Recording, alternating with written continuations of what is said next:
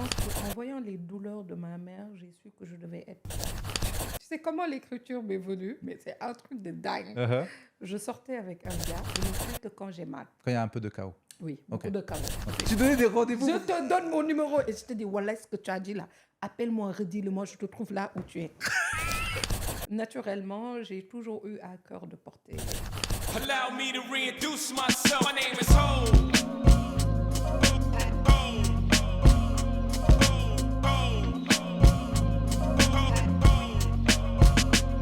Of Show.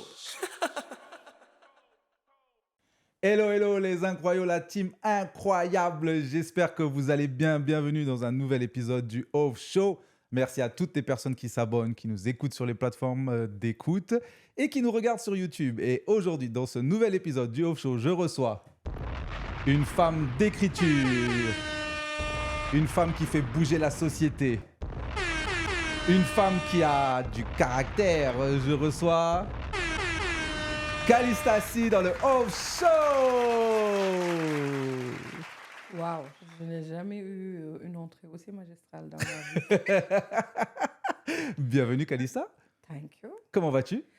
Oh, trop bien. En forme? Oui, Bien installée, bien assise? oui, en sécurité. Hein. Alors, pour vous dire, petit secret, j'ai réussi à la convaincre pour venir. Elle voulait pas venir au début. Hein. Elle voulait pas venir. J'ai tout fait. Je l'ai dit, Calista, s'il te plaît, viens nous partager ton histoire, nous Mais là, raconter je ça. suis là. Là, elle est là avec nous. Donc, Hein? j'ai fermé la porte à clé. Elle ne veut plus sortir. Donc, tu vas Je bien? reste- Oui, et toi? Ça va, très très bien. Merci d'avoir pris le temps de venir aujourd'hui. En plus, c'est un jour férié aujourd'hui, donc tu as pris le temps de venir pour t'asseoir avec moi. J'apprécie énormément. Alors, Calista, la première chose que je demande à tous mes invités quand je les reçois, c'est aujourd'hui, comment te présentes-tu quand tu rencontres quelqu'un? J'ai du mal. Hein. Ouais. Généralement, je ne me présente jamais. Mhm.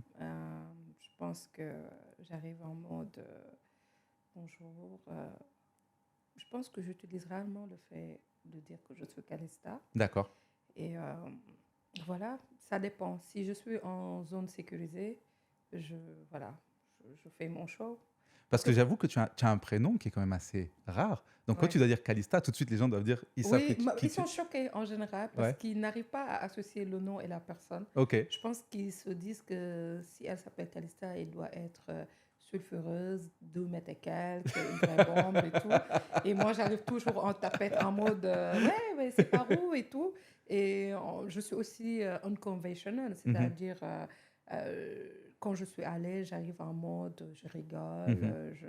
Et les gens, ils ont toujours ça. Ah, C'est elle. c'est toi.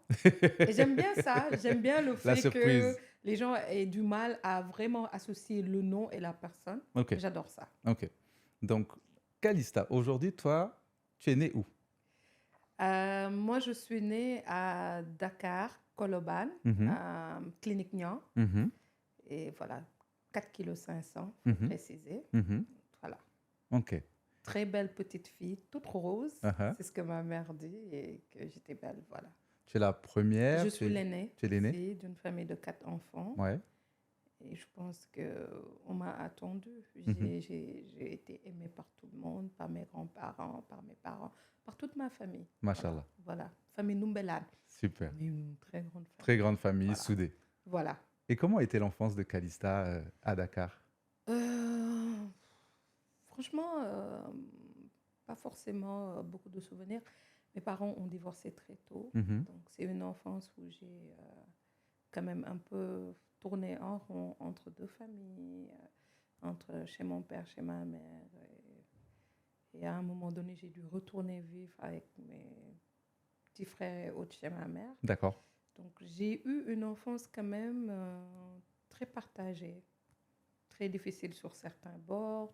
J'ai eu aussi une enfance où ma mère, comme on était dans un quartier populaire, elle ne voulait pas forcément qu'on se mélange. D'accord. D'où le fait aujourd'hui qu'on nous mettait quelque part et qu'on nous donnait beaucoup de livres. Moi, j'ai lu des livres en étant jeune, j'ai lu mais tous les livres de la Terre, quoi. Ah ouais? Tous les livres et les magazines qu'on pouvait trouver. Ma mère, elle voulait vraiment nous inculquer autre chose. Pas cette vie de quartier où on traînait, où on n'avait pas quelque chose à faire. Donc, j'ai eu une enfance quand même très heureuse avec ma mère qui n'avait rien, mais qui nous a toujours tout donné. D'accord. Elle s'est beaucoup privée pour nous. Elle s'est beaucoup battue pour nous. Et je pense que quelque part, le fait de nous avoir lui a donné envie de devenir une meilleure version d'elle. Parce qu'elle avait 3 filles et un garçon et qu'elle savait qu'elle devait porter le rôle de mère et de père. Aujourd'hui, on parle beaucoup de famille monoparentale, mais moi, j'ai vécu avec ma mère qui a eu cette image de mère et de père. Moi, j'appelle mon papa monsieur, monsieur Si, Mhm. parce que quelque part, je n'ai pas cette approche Ouais, de tu as dire un papa. certain Oui, détachement. voilà, Ouais. un certain détachement. Et je pense qu'en voyant les douleurs de ma mère, j'ai su que je devais être forte. Il y a ce syndrome du fils aîné et de la fille aînée. On n'en parle pas beaucoup, mais pour moi, c'est quelque chose qui doit être mis en avant. Quand on est le premier ou la première née, on porte beaucoup de responsabilités, surtout dans la société africaine sénégalaise. Et je savais que je n'avais pas le droit aujourd'hui de ne pas être comme il faut. Parce qu'il y avait mes petits frères et autres, et je devais toujours donner le bon exemple. C'est quelque chose de très puissant, en fait. Et je pense qu'aujourd'hui, quand ma petite sœur rigole, elle me dit, tu fais ta crise d'ado parce que tu n'as pas eu le temps de faire ta crise. Elle est folle. Quand elle me dit ça, je suis tout le temps choquée. Quand je revendique, elle me dit, ouais, tu fais ta crise d'ado. C'est mignon. C'est fou. Et je pense que j'ai toujours fait en sorte de bien faire les choses. Et ça m'a beaucoup suivi dans ma vie. Et c'est récemment, quand j'ai eu un moment assez compliqué, qu'on m'a parlé du mot lâcher prise et j'étais choquée. Mhm. Parce que c'est un mot que je connais, mais que je ne connaissais pas. Et quand on me l'a dit, ça a résonné en moi et j'étais choquée. Et je me suis rendu compte que moi, je vivais le futur et non le présent. Et c'est compliqué, en fait. Surtout dans le métier où je suis, Oui. c'est hyper compliqué, Ouais. en fait. Donc, tu dis que tu as une enfance où tu lis beaucoup. Oui, Donc, forcément, ton imagination, débordante. finalement, tu as tes prémices de créativité, Ouais, de créer des scénarios dans ta tête ouais. et tout ça. Et puis, en même temps, ça me fait réagir ce que tu dis parce que tu vois, je ne savais pas que tes parents étaient séparés et tout.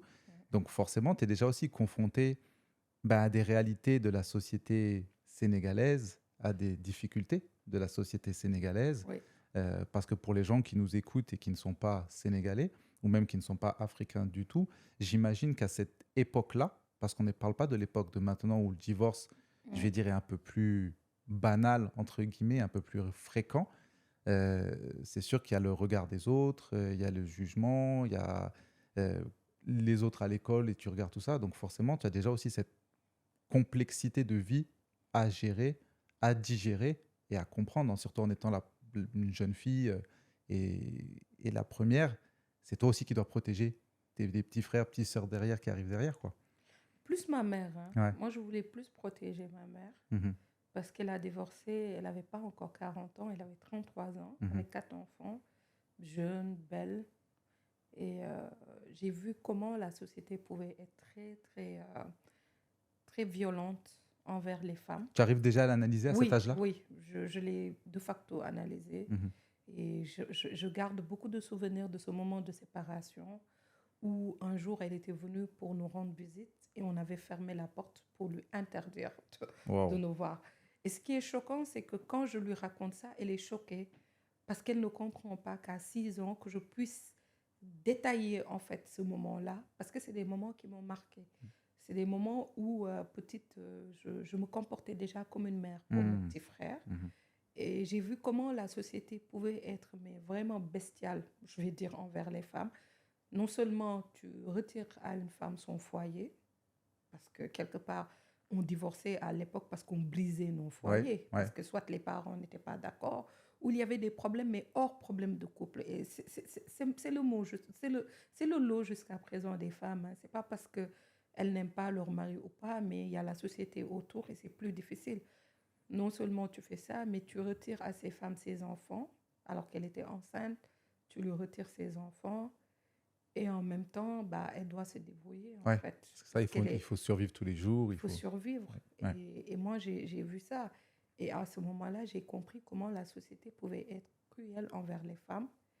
Et aujourd'hui, avec le recul, je suis très contente d'être née femme parce que je me dis, je suis née pour raconter quand même les souffrances de ma mère. Mhm. Et en racontant les souffrances de ma mère, je me raconte en tant que femme. Bien sûr. Je raconte aussi ma sœur, ma nièce, mes amis et toutes les femmes que je connais. Bien sûr. Donc, c'est parti de là, je pense, quelque part, parce que petite, je voulais devenir avocate. Ok. Ok. Je pense que j'ai toujours eu ce truc de vouloir défendre des Ouais. causes et je suis née balance. D'accord. Donc, La l'équilibre justice, l'équilibre, effectivement. Ouais, c'est toujours bien Ouais. posé et naturellement, j'ai toujours eu à cœur de porter les femmes. Ouais. Voilà. De défendre la cause et de. Ouais. Aujourd'hui, je ne suis même plus à un stade de défendre, Mhm. je suis à un stade de montrer les faits Mhm. et de laisser les gens voir ce qui existe. D'accord. Voilà. Donc, je n'arrive pas à un mode je défends, j'arrive à un mode c'est ça. Voilà ce qu'il y a. Voilà ce Voilà. qui se passe. Voilà, À vous de faire vos décisions c'est et juste autres. ça. Voilà. Ok. C'est juste ça. Et donc, ton parcours scolaire, est-ce que parce qu'aujourd'hui, tu es dans un métier d'écriture, dans un métier très littéraire, on dirait, entre Oui. guillemets. Est-ce que déjà, à l'école, tu t'orientes vers ce côté littérature, tout, ou pas du tout? Pas du tout. Hein. Ouais. Je sais juste que je faisais les meilleures rédactions, Mhm. que j'avais quelque part les meilleures notes en français. Ouais. J'étais brillante, mais très brillante. J'arrivais à être sur les 5 premières, les Mhm. 3, les Mhm. 5. Et à un moment donné, j'ai basculé pour être sur les 5 derniers. Ok.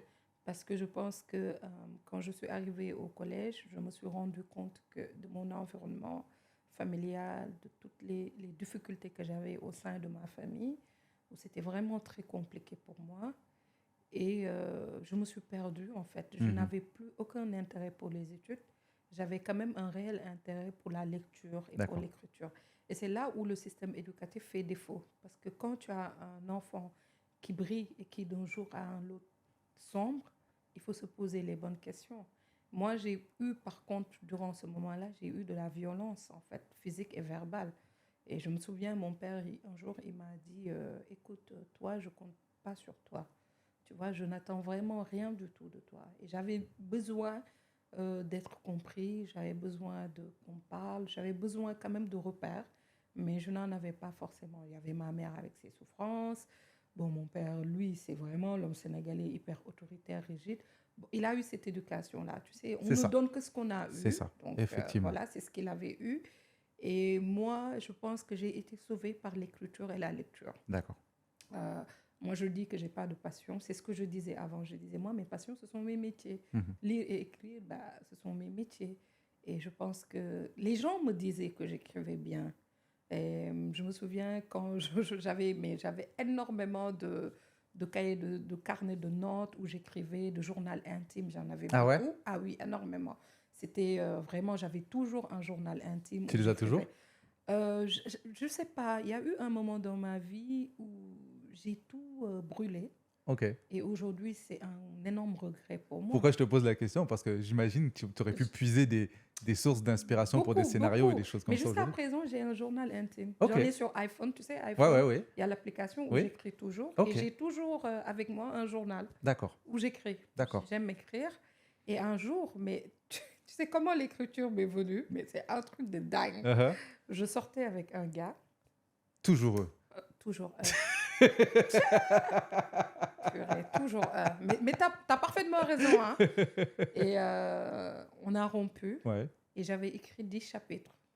En faisant sur chaque chapitre, j'avais mis une chanson. Ok. Et quand j'ai écrit ça, bah, je lui ai balancé ça comme ça. Tu avais mis une chanson, c'est-à-dire tu avais écrit les paroles d'une chanson qui existe Non, le titre d'une chanson. Ok. Pour le chapitre. Voilà. Et à 2h du matin, 3, il m'appelle. Ça sonne. Tu vois, les téléphones là qui sonnent. Ring, ring, ring. Uh-huh. Je décroche. Il me dit, je suis en bas de chez toi. Je dis, en bas de chez moi. Tu descends tout de suite. J'ai dit, tu descends. 2 heures. Et j'ai dit, ah, il va me tuer. Bon, après, j'ai pris mon courage à 2 mains. Moi, j'ai jamais peur. Uh-huh. Je suis descendue et il m'a dit, mais comment tu as pu écrire ça? J'ai dit, écrire quoi?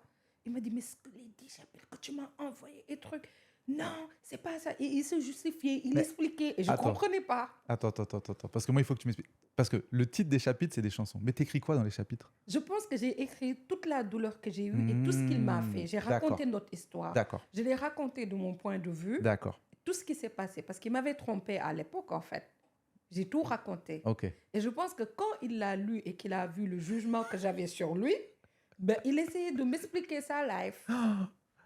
Il n'a pas compris. Ouais, ça. Parce qu'en fait, finalement, tu as mis des mots sur la Oui. douleur qu'il t'a créée. Et Voilà. peut-être qu'il a pris conscience de tout ce qu'il a créé en Oui, c'est- lisant. Ouais. Et quand j'ai vu sa réaction, où il essayait, mais avec toute son énergie, de m'expliquer le comment, de pourquoi, quand je suis remontée, je me suis dit, mais attends, ça, je peux en faire une chronique? Et je l'ai balancé dans un groupe de femmes, mes livres, juste comme ça, hein, Ah ouais, tu as pensé à ça tout de suite. tout de suite. Ok. Et le lendemain, je l'ai posté. Et le truc a pris. Oh. Ça a pris, hein, 10 chapitres, Ouais. ça a pris. Ouais. Et un jour, une fille qui s'appelle Didi, elle m'invite au restaurant. Elle me paye à manger. Uh-huh. Et durant tout le moment qu'on a passé ensemble, elle essayait de me convaincre de créer une page pour mettre les 10 chapitres et continuer la chronique. Waouh. Et moi, je me suis dit, mais cette fille, elle est folle. Elle m'invite à manger pour que je En fait, crée tu as un créé truc. ta première série. Oui, et moi, je ne Finalement. savais pas. Parce que le personnage principal, c'était moi, Ouais. une fille ronde, en fait, Uh-huh. très sénégalaise dans son approche et tout. Et la fille m'a convaincue. À un moment donné, je lui ai dit, bah, crée ça. Uh-huh. Et elle est rentrée, elle a créé, elle a mis les 10 10 chapitres. chapitres en ligne. Elle m'a convaincue d'écrire. Et de 10 chapitres, je suis passée à 100 chapitres. 100. Je- Mais attends, je- c'était publié où, sur Facebook? Oui, à l'époque, Ok. tout le monde lisait ça. Ok. J'y avais pas Wattpad et tout, mais tout le monde. Et je rencontrais des femmes parce que j'avais mis mon pseudo. Ouais. Et je connaissais l'ensemble des femmes sénégalaises qui venaient sur mon Bien sûr, profil, bien sûr. qui me racontaient leurs histoires. Il y en a même qui, dans leur bureau, là, on avait restreint quelque part Internet Pour pas qu'elle lise. pour pas qu'ils lisent. Mais toi, t'avais quel âge à cette époque-là? Ben quoi, je devais avoir la vingtaine. Mais moi, à l'époque, pour moi, c'était des lol, en fait. Bien sûr, toi, tu prends ça pour de la rigolade. Bah oui. Mais tu vois, c'est marrant parce que, excuse-moi de t'interrompre, mais Karel m'a montré il y a quelques semaines une Américaine Bah oui. qui avait fait une série de vidéos sur TikTok. Et qui a Où elle signé raconte- Elle a signé exactement un deal pour raconter, où elle racontait Je l'ai comment le suivi. gars avec qui elle sortait, c'était un mythomane qu'il avait inventé tout de Je l'ai suite. suivi. Mais en fait, toi, s'il y avait eu TikTok, tu avais raconté tes chapitres comme ça, t'allais Mais je te jure. exploser. Mais à l'époque, c'était sur Facebook. Ouais. Et moi, c'est le groupe Mes Livres qui a lancé ma carrière. Il en existe toujours, le groupe? fait. Oui, Il est toujours en ligne. toujours. Il s'appelle comment, si on peut? Mais le groupe s'appelle Mes Livres, Uh-huh, sexe, uh-huh. cuisine, bien-être. Ok, d'accord. Ça a été créé par Farid Naou. C'est un groupe privé? Oui. Ah, mais oui, je me rappelle de ce Bah groupe. oui, à l'époque, tout Karel- le monde voulait être là-bas. Karel m'en avait parlé Mais à l'époque. tout le monde Bien voulait sûr. être là-bas. Bien C'était sûr. l'un des Et c'est Farid, premiers bien groupes. sûr. C'est Farid. Bien sûr. Et moi, ça m'a lancé, mais en même temps, ça m'a fait peur. Ouais, ben bien sûr. Parce que les gens T'as me 20 ans. reconnaissaient. T'as 20 ans, Parce t'es que pas les prête à... femmes, quand elles me rencontraient, elles me parlaient de leurs histoires. Ouais, ouais. Et j'en ai connu beaucoup qui, jusqu'à présent, sont dans ma vie. Ouais. Et c'était la belle époque et tout. Et au moment de faire ma deuxième chronique maîtresse, je me suis dit, je ne vais pas me mettre en avant. Parce Mhm. que je ne voulais pas me mettre en avant. Mhm. Et j'avais choisi une copine pour qu'elle poste pour moi. Je D'accord. ne voulais vraiment pas. Parce que moi, je veux beaucoup me détacher, en fait. J'aime pas être sur le devant de la Mhm. scène. J'ai toujours peur. Toi, en fait. c'est tes personnages que tu veux qui soient au devant de la scène, pas forcément Juste toi. ça, pas moi. Ouais. Et quand il a commencé à poster maîtresse, à un moment donné, je lui ai dit, écoute, ça va être une série. Elle m'a dit, quoi? J'ai dit, on arrête de poster, ça va devenir une série. Hmm. Mais à l'époque, elle me disait, mais une série, comment ça? Mais ça va jamais le faire. Quand même, je suis en train de penser à un truc. J'aimerais bien recevoir le gars qui t'a fait les 10 chapitres là, dans le podcast pour qu'il nous raconte la nuit là. Parce que vraiment, le pauvre, j'aimerais bien savoir qu'est-ce qu'il a pensé quand il a lu ça. Il a le regard sur lui-même de se dire Mais ah ouais. Je sais même pas qu'est-ce qu'il en a pensé. Non, il a dû se- hein, non, mais, la vérité, je te dis, il a dû lire, se dire ah ouais, j'ai vraiment été un bâtard. Non, il faut que j'aille lui demander pardon. bon, Ouais, tout. après, aujourd'hui, avec le recul, comme je dis, bah, Non, Dieu merci. il le fallait. Parce que si je n'avais pas vécu ça, je ne serais pas devenue Bah oui, Calista. bah oui, t'aurais peut-être pas écrit. Jamais, je ne serais jamais devenue Ou Calista. peut-être t'aurais écrit 10 chapitres d'amour. Je pense que moi, ma créativité, elle n'a de sens que quand je vis une grosse douleur. Mhm. C'est-à-dire, j'arrive pas à créer dans de bonnes conditions. D'accord. Je ne crée que quand j'ai mal. Quand il y a un peu de chaos. Oui, beaucoup Ok. de chaos. Pas un peu, mais beaucoup. Donc, je fais maîtresse. Durant 4 ans, je cherche un producteur. Ok. Et j'ai toqué Donc- à plein de portes. Hein. Juste pour reprendre, parce que comme je t'ai interrompu, donc tu commences à écrire maîtresse, Ouais, tu que demandes à j'arrête. une amie à toi de commencer à publier, Voilà. et finalement tu sens qu'il y a un potentiel plus gros que juste publier sur Facebook. C'est juste Tu dis, ça. attends, ça on le garde, on va faire une série. Et donc là, pendant 4 ans, tu cherches quelqu'un pour produire ça. Oui. Ok. Et j'ai toqué à plein de portes. Mhm. Et sais l'expression de quand on te dit non, Mhm. il faut toujours attendre le oui. D'accord. Il y aura toujours des noms, peu importe la situation, ce que tu veux. Ne te dis pas que forcément, moi, Olivier, demain, je veux créer une marque, j'aurai que des oui. Mhm. Dis-toi que tu auras 99 non, Mais il y en aura un. un. Oui. J'avais juste besoin de ce un. Et ce un, il est venu parce que j'avais eu une personne que je connaissais. Je voulais vraiment qu'elle soit le personnage principal de Lala. Mhm. Mais à un moment donné, elle a eu un producteur. Elle a intéressé ce producteur-là pour jouer un grand rôle dans une série qui a beaucoup cartonné, D'accord. la série Adja. Mhm. Il s'agit de Adja, la personne. Et Adja, quand elle a été à Marodi, où elle a fait la série, bah, elle m'a présenté à Mas D'accord. pour que je lui présente le projet. Et j'ai présenté à Mas le projet, bah, il a été intéressé. Mhm.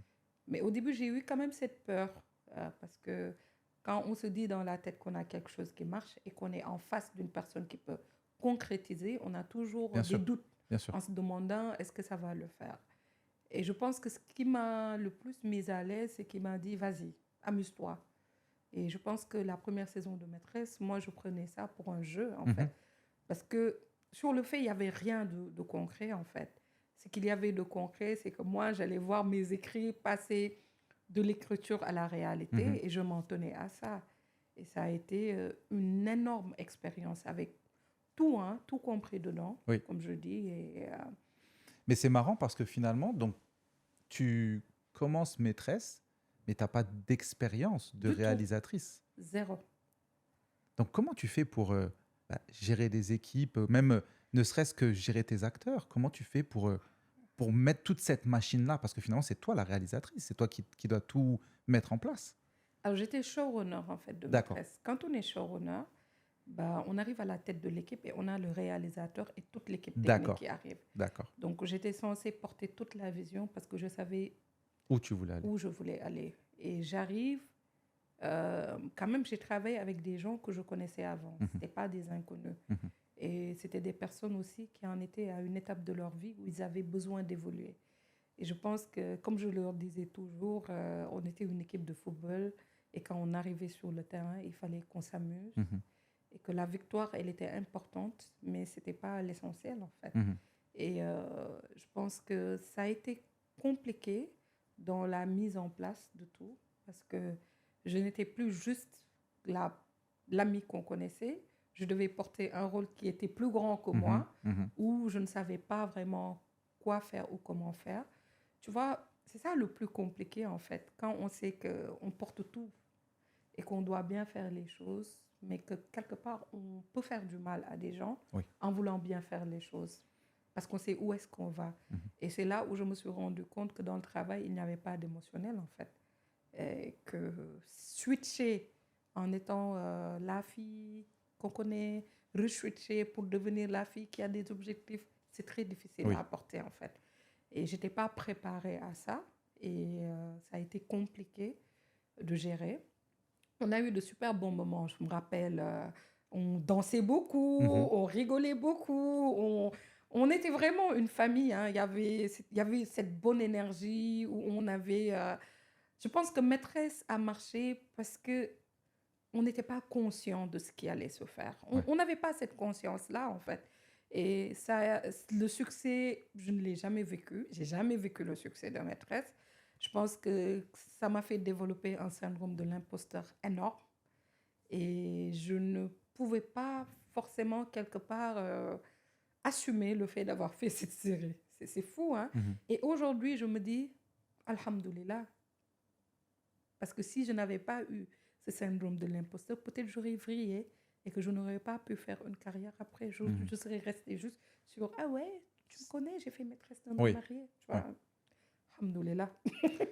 Alors moi, ça me fait, de t'écouter là, ça me fait avoir 2 voire 3 questions. La première question que je te poserai, c'est d'abord, comment ta mère réagit quand tu rentres à la maison en disant que, ok maman, bah tu sais, j'ai écrit ça et maintenant je vais le mettre en image, je vais le diffuser. Alors, parce que comme tu dis, tu avais ces 4 ans où tu essayes de mettre ce projet en place, Mais est-ce que tu as déjà un pied dans la production? Est-ce que tu es déjà sur des tournages? Est-ce que tu vois un petit peu comment ça se passe ou t'as pas du tout? Est-ce que finalement les gens ne savent, dans ta famille savent que tu veux te diriger vers ça ou pas du tout? Donc est-ce que c'est une surprise d'abord dans ta famille de te voir faire ça?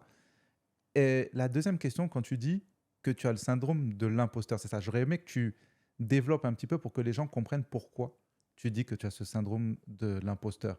Parce que, tu vois, effectivement, la plupart des gens auraient été oui, c'est moi qui ai réalisé ça, c'est ma fierté, c'est moi qui suis derrière tout ça, nanana. Et que toi, au contraire, quand il y a cette explosion, parce que si jamais il y a des gens qui n'ont pas suivi Mes Traces d'un homme marié qui nous écoutent ou nous regardent, ça a été un raz-de-marée. Ça a été un bouleversement, cette série, d'un point de vue planétaire, on peut le dire, parce que ce soit des Africains aux États-Unis, au Canada, en Chine, en Australie, quasiment tout le monde regardait cette série. C'est un truc de fou.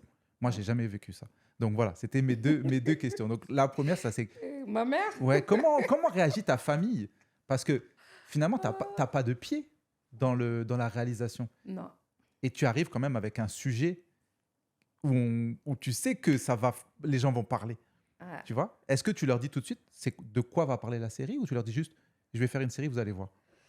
Quand j'ai commencé parce que quand j'ai discuté avec Mas, j'ai commencé à rajouter d'autres personnages Mhm. dans la série. Parce que dans la chronique de base, il n'y avait que Mariem et Lala, ainsi que leur enjeu. D'accord. Donc, quand j'ai terminé l'écriture, quand même, des 10 premiers épisodes, j'ai commencé à imprimer et à donner ça à des gens qui étaient très proches de moi pour avoir le retour. D'accord. Et je me souviens, j'étais allée voir la petite sœur de ma mère, qui est ma meilleure amie. Mhm.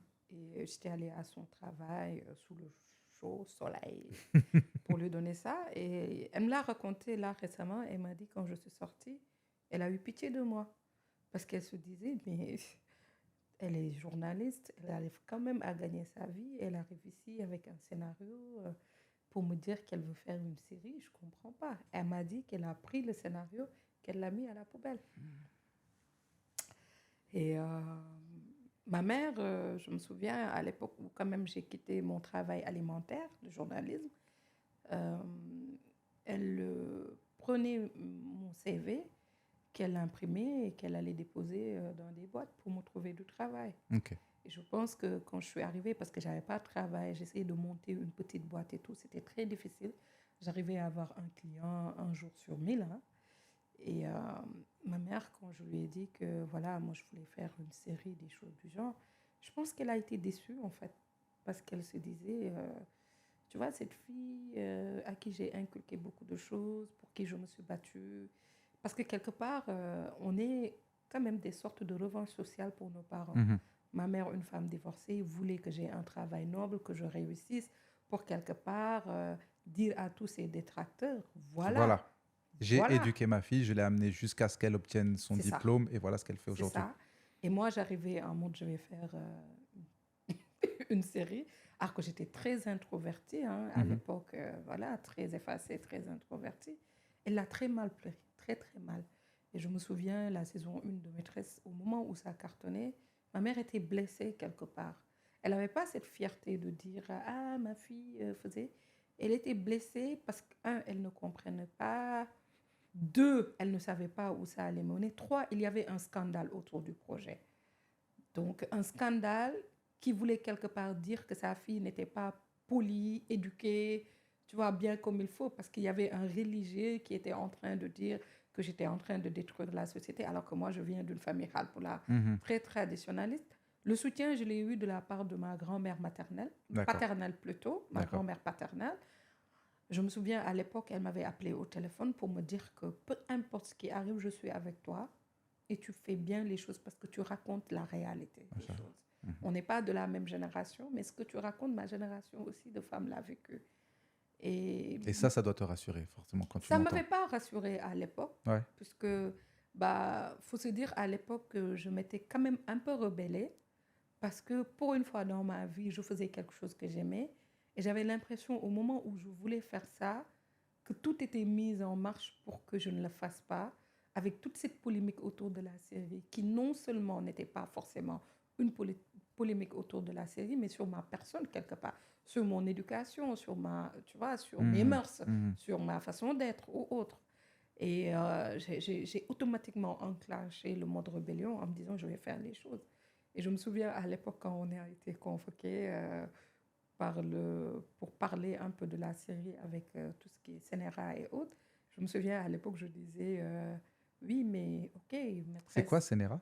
C'est je pense que c'est pour réguler l'audiovisuel. Ok, c'est comme un conseil de l'audiovisuel. C'est Ok, juste ça. ok. C'est pour que pour les gens qui nous suivent, qui comprennent exactement. C'est juste ça. Et puis, Ah, tu as été convoqué carrément? oui, oui. Waouh! Et je me souviens, je disais que oui, on me disait que oui, par rapport à maîtresse et tout. Et autour de la table, il y avait une personne qui me disait, moi j'ai fait, je sais plus, tel truc en 1984. Bon, je n'étais pas née, donc je ne savais pas ce que ça voulait dire. Moi, je suis née en fin de 84, donc je ne savais pas ce que ça voulait dire. Et quand j'ai dit, OK, vous êtes là à me dire que c'est contraire aux mœurs et tout, mais comment? Parce qu'il n'y a aucune scène de nudité, il n'y a rien qui soit dans de la nudité, et c'est des histoires réelles de femmes que je raconte, et j'assume le fait de raconter ces histoires de femmes. Et à l'époque, on m'a dit, ah non, non, Calista, ici, on n'assume pas. On n'assume pas. Tu ne peux pas venir t'asseoir devant nous et nous dire que tu assumes ce que tu fais. Et j'ai pris une claque, une grosse claque. Et ce conseil, j'imagine qu'il n'y avait que des hommes? Oui, que des hommes, je m'en souviens. Peut-être s'il y avait des femmes, elles devaient être très minimes. Mhm. Et j'étais choquée. Et quand je suis sortie de là-bas, euh, j'avais plus la niaque Ouais, tu avais la en me rage. disant, voilà, moi je vais continuer à faire ce que j'ai à faire. Et je ne vais pas m'excuser de faire ce que j'ai à faire. Je ne voyais pas pourquoi je devais m'excuser de faire les choses. Dès l'instant où je respecte l'éthique, Oui. qui est de ne pas... Et ça, c'est des valeurs qui me sont personnelles. Ce pas des valeurs que les gens m'ont données. Oui. Ce sont mes valeurs. De ne pas mettre des femmes dans des positions dégradantes, humiliantes, qui peuvent les fragiliser. Ça, c'est mes valeurs personnelles. Personne ne me les a inculquées. D'accord. Tu vois? Et voir des gens me demander de taire des histoires de femmes, je ne comprenais pas. Et j'ai continué à faire ce que j'avais à faire. Parce que pour moi, dès que je suis en phase avec quelque chose, là, j'enclenche le mode têtu. Mhm. Je suis très têtue. Et on a besoin de gens têtus. Et on me rappelle ça tout le Non, temps. on a besoin, Mon on a- mari passe sa vie à me dire, oh bébé, tu es têtu. Mais on a besoin que tu sois têtu. Je pense que c'est un automatisme de défense, en fait. Quand on n'a jamais été écouté et qu'on nous a jamais pris la main pour nous montrer ce qu'on devait faire ou accompagner dans ce qu'on voulait faire, à un moment donné, je pense qu'on est cette personne-là pour soi, cette personne.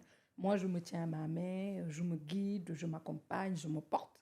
Donc, c'est d'où le fait que je sois têtue. Mhm. Parce que je me dis que je vais faire les choses Mhm. toute seule. Mhm. Pour revenir sur ta maman, sa réaction, moi, je la comprends. Je la comprends parce Ouais. que je me dis, déjà, comme tu dis, vous êtes une famille qui n'est pas forcément une famille publique. Donc déjà, d'avoir tout ce regard sur ta famille, elle veut te protéger. Ouais. Elle, c'est ça, en fait, à la base. Oui. Elle veut pas te mettre des bâtons dans les roues. Elle veut plus te protéger. Oui, oui, Et elle a... elle, Surtout que nos parents n'ont pas c'était l'habitude. son instinct de peur. Ouais. Elle avait peur, tout le monde l'appelait, Bien sûr. tout le monde lui parlait de sa fille. Et la fille qu'elle connaissait chez elle, Ouais. on ne lui parlait pas de cette Oui, fille-là. oui. On lui parlait d'une autre fille qu'elle-même ne Ouais. connaissait pas. Ça, on lui peint une fille que... Excuse-moi, comme tu choques les mœurs, on la peint comme un démon, des trucs comme ça. C'était Et- ça. Et c'est ça. Et aujourd'hui, j'imagine que son regard qu'elle a aujourd'hui sur le travail que tu fais n'est plus le même. Je ne sais pas, je ne lui ai jamais posé la question. Moi, j'en suis sûr. Aujourd'hui, je suis sûr qu'elle doit être... Faudrait que je fasse ça. Ouais. Je ne lui ai jamais posé la question. Je sais juste qu'elle dit à tout le monde, parce que souvent quand elle est sollicitée par des gens en mode, mais nous en rapport avec ta fille, elle leur dit, écoutez, ma fille, elle dans son travail, elle ne fait intervenir personne. C'est-à-dire, il n'y a pas de papa, il n'y a pas de maman, il n'y a pas de famille. C'est une personne qui sait ce qu'elle veut faire. Elle n'aime pas mélanger les Le choses. côté famille et Le professionnel. côté famille et professionnel. Elle le dit et ça me choque. Et quand je lui dis, mon père et ma mère ont toujours ce discours. Mais quand je leur dis, mais pourquoi vous faites ça? Ils me disent, mais tu es comme ça. Tu ne mélanges pas et tu veux que nous, on mélange. Toi, tu sais mettre les choses là où il faut. Ouais. Donc, je ne me vois pas t'appeler pour te dire, prends telle personne ou telle autre parce que tu n'es pas comme ça. Et je sais qu'il y a beaucoup de respect entre nous et c'est des gens qui me supportent, peu importe ce qui arrive. Je me rappelle un jour, je savais plus, j'avais un souci avec une personne, je savais plus ce que c'était et j'ai appelé mon père parce que moi je fais rien sans en parler à mon père ou à ma mère Mhm. avant et je leur ai dit mais comment je fais? Et ma mère m'a dit, peu importe ce que tu fais, on est On est avec avec toi. toi. Et ils ont ce message de me dire, peu importe, on est avec toi. Et ça me donne des ailes Mhm. et ça me permet C'est important. de faire des choses parce que je sais qu'eux, ils me disent, tant que tu fais les choses comme il faut, on est avec toi. Mhm. C'est important de savoir que tu as un Oui. soutien comme ça derrière toi et surtout, surtout à ce moment-là, quand tu lances des choses qui sont Oui. innovantes et choquantes Ouais. pour le grand public. Et la question que je voulais te poser, donc, tu lances Maîtresse, il y a cet engouement, Le ce syndrome. débordement. C'est ça. C'est comment toi, santé mentale, comment toi tu le vis? Parce que déjà, ça prend combien de temps entre le moment où vous sortez Maîtresse et le moment où ça explose? Ça prend combien d'épisodes avant où là, vous vous sentez, vous vous regardez, vous dites, OK, là, il y a un truc qui est en train de se passer.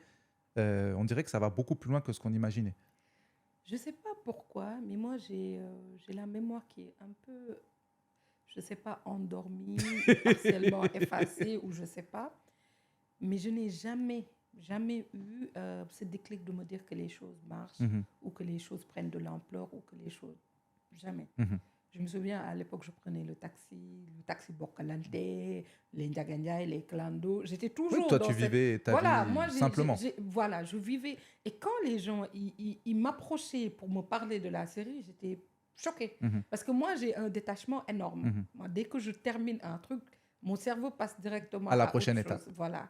Et à chaque fois que j'avais ce truc qu'on me renvoyait, que les gens revenaient vers moi pour leur frustration, et je me souviens à l'époque, mais mon ami, un jour, Sarah, mon ami, m'a appelé et m'a dit, toi, il faut qu'on se voit. Et je suis arrivée, elle m'a dit, tu m'arrêtes ce que tu fais. Tu es sur les murs des gens en train de répondre aux critiques qu'on te fait.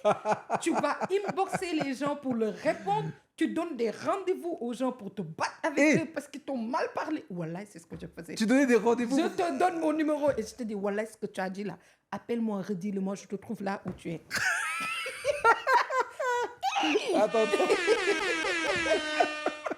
Et j'étais folle, hein? Et Je te donnais mon numéro. Tu me dis un truc, je te donne mon numéro en inbox. Je te dis, appelle-moi, tu me redis ça en direct et je te trouve là où tu es. Non, mais moi, j'étais folle, hein? Et elle m'a dit, il y a deux trucs. Soit tu es Ouzin Keïta, je m'excuse, hein, Uh-huh. ou tu prends le numéro, ou tu prends le téléphone des gens pour répondre, Oui. ou tu es Youssou N'Dour. Oui, Et je suis devenue Youssou. Youssou N'Dour. Non, mais c'est ça, de toute façon, c'est vrai que c'est le début pour toi. Donc, Bah tu n'as pas l'habitude de tous ces Non. avis, ces opinions sur ton travail. Et donc, forcément, c'est sûr que c'est... Je le vivais mal. Attends, nous, ça fait, je pense, avec Karel, ça fait 8 ans, 9 ans qu'on est dans ce domaine du digital. Même moi, jusqu'à présent, Je le vis quand, mal. quand je vois un commentaire qui ne me plaît pas, j'ai envie de répondre, j'ai envie de dire quelque Moi, chose. je regarde même plus. Mais non, ouais, voilà, pareil. Moi, je regarde même plus. C'est dur hein, de se détacher parce que tu peux avoir 100 commentaires qui sont positifs. Tu en as un. Ah non, moi, j'avais 100 commentaires qui étaient négatifs. Hein. Moi, je me souviens à l'époque d'une dame qui m'avait écrit dans un groupe, qui m'avait mentionné. Je n'avais pas répondu. Mhm. Elle vient, elle écrit dans mes commentaires sur mon mur. Je n'avais pas répondu. Elle me fait un inbox. Et pour te dire, regarde ce que je t'ai écrit. Oui. Et je lui ai dit, ah, madame, dès l'instant où vous me faites un inbox, c'est que vous voulez que je vous réponde, en fait. Vous me dites que vous souffrez du fait que vous devez regarder Maîtresse avec votre fille et que vous avez honte. Mais madame, prenez votre télécommande et zappez. Mhm. Ne vous forcez pas à regarder. Moi, je ne vous connais pas, hein, mais vous allez vous fatiguer. Parce que je vais vous dire une chose. Peu importe où vous allez, Maîtresse va vous trouver là-bas. Donc, vous allez souffrir de m'entendre et de me voir faire les choses.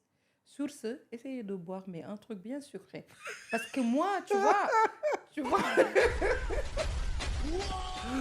Essaye de boire un truc Tu bien vois, sucré. moi, les réparties dans mes dialogues, je suis comme ça. Oui, non, c'est ça. Déjà, C'est-à-dire, moi, je suis comme ça. Moi, j'ai des réparties. Si je ne veux pas te répondre, dis Dieu merci, elle ne veut pas te répondre. moi, déjà, quelqu'un qui t'attaque, sachant que tu es réalisatrice, que tu écris tout ce qu'il voit là, Et je truc là, suis dialoguiste. Voilà, C'est-à-dire, moi, les dialogues, c'est les meilleures des choses que je fais. ils sont courageux. C'est-à-dire, moi, dans la vie, si je te respecte vraiment, je parle pas. Uh-huh.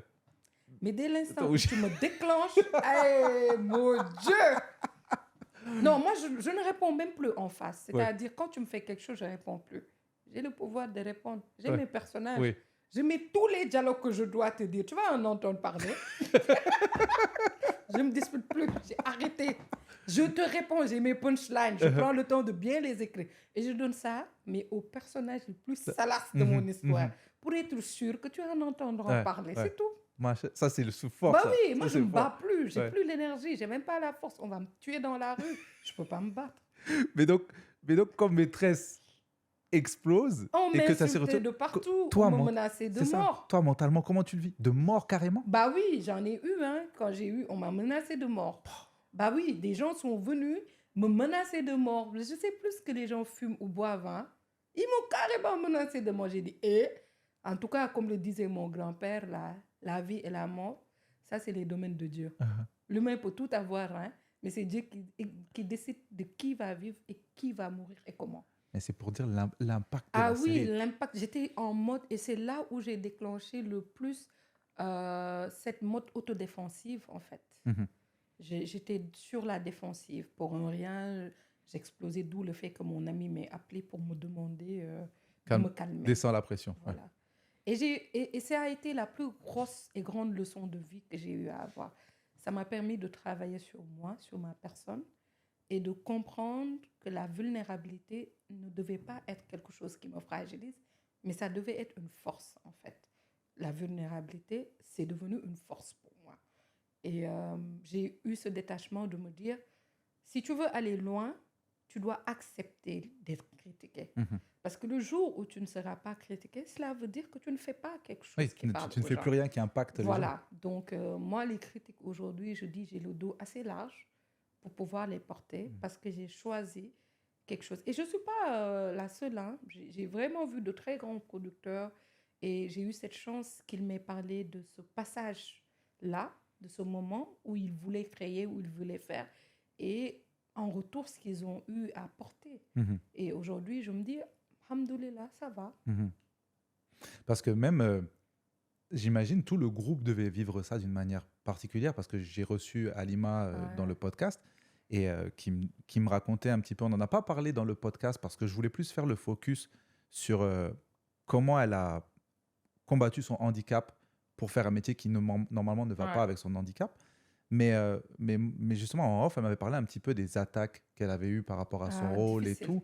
J'imagine que Difficile. tout le groupe, ça devait peser Ouf, sur vous. C'était difficile, en fait. Ouais. Parce que les acteurs, ils sont humains. Mhm. Un acteur n'a rien à voir avec son personnage. Ouais. Tu sais, j'ai culpabilisé, en fait, à un moment donné. Parce que je me C'est ça, dis... est-ce que tu te retiens dans ton écriture? Parce que quand tu vois Je que... me suis jamais retenue quand Ouais. même, parce que c'est tout ce qui me restait. Mais je culpabilisais de voir des personnes innocentes qui n'avaient vraiment qu'un seul désir, c'est de jouer. Parce que ce que les gens ne comprennent pas, c'est que l'acting, c'est une thérapie. La meilleure des thérapies qui existent, c'est l'acting. L'acting te permet de regarder tes émotions et de replacer chaque émotion là où elle doit être. Mm. Parce qu'en acting, on soigne des personnes. Mhm. Et les acteurs, c'était des personnes avec des trajectoires de vie compliquées, avec une passion mais énorme. C'était des travailleurs. Et ils ont su porter la juste mesure de leur personnage.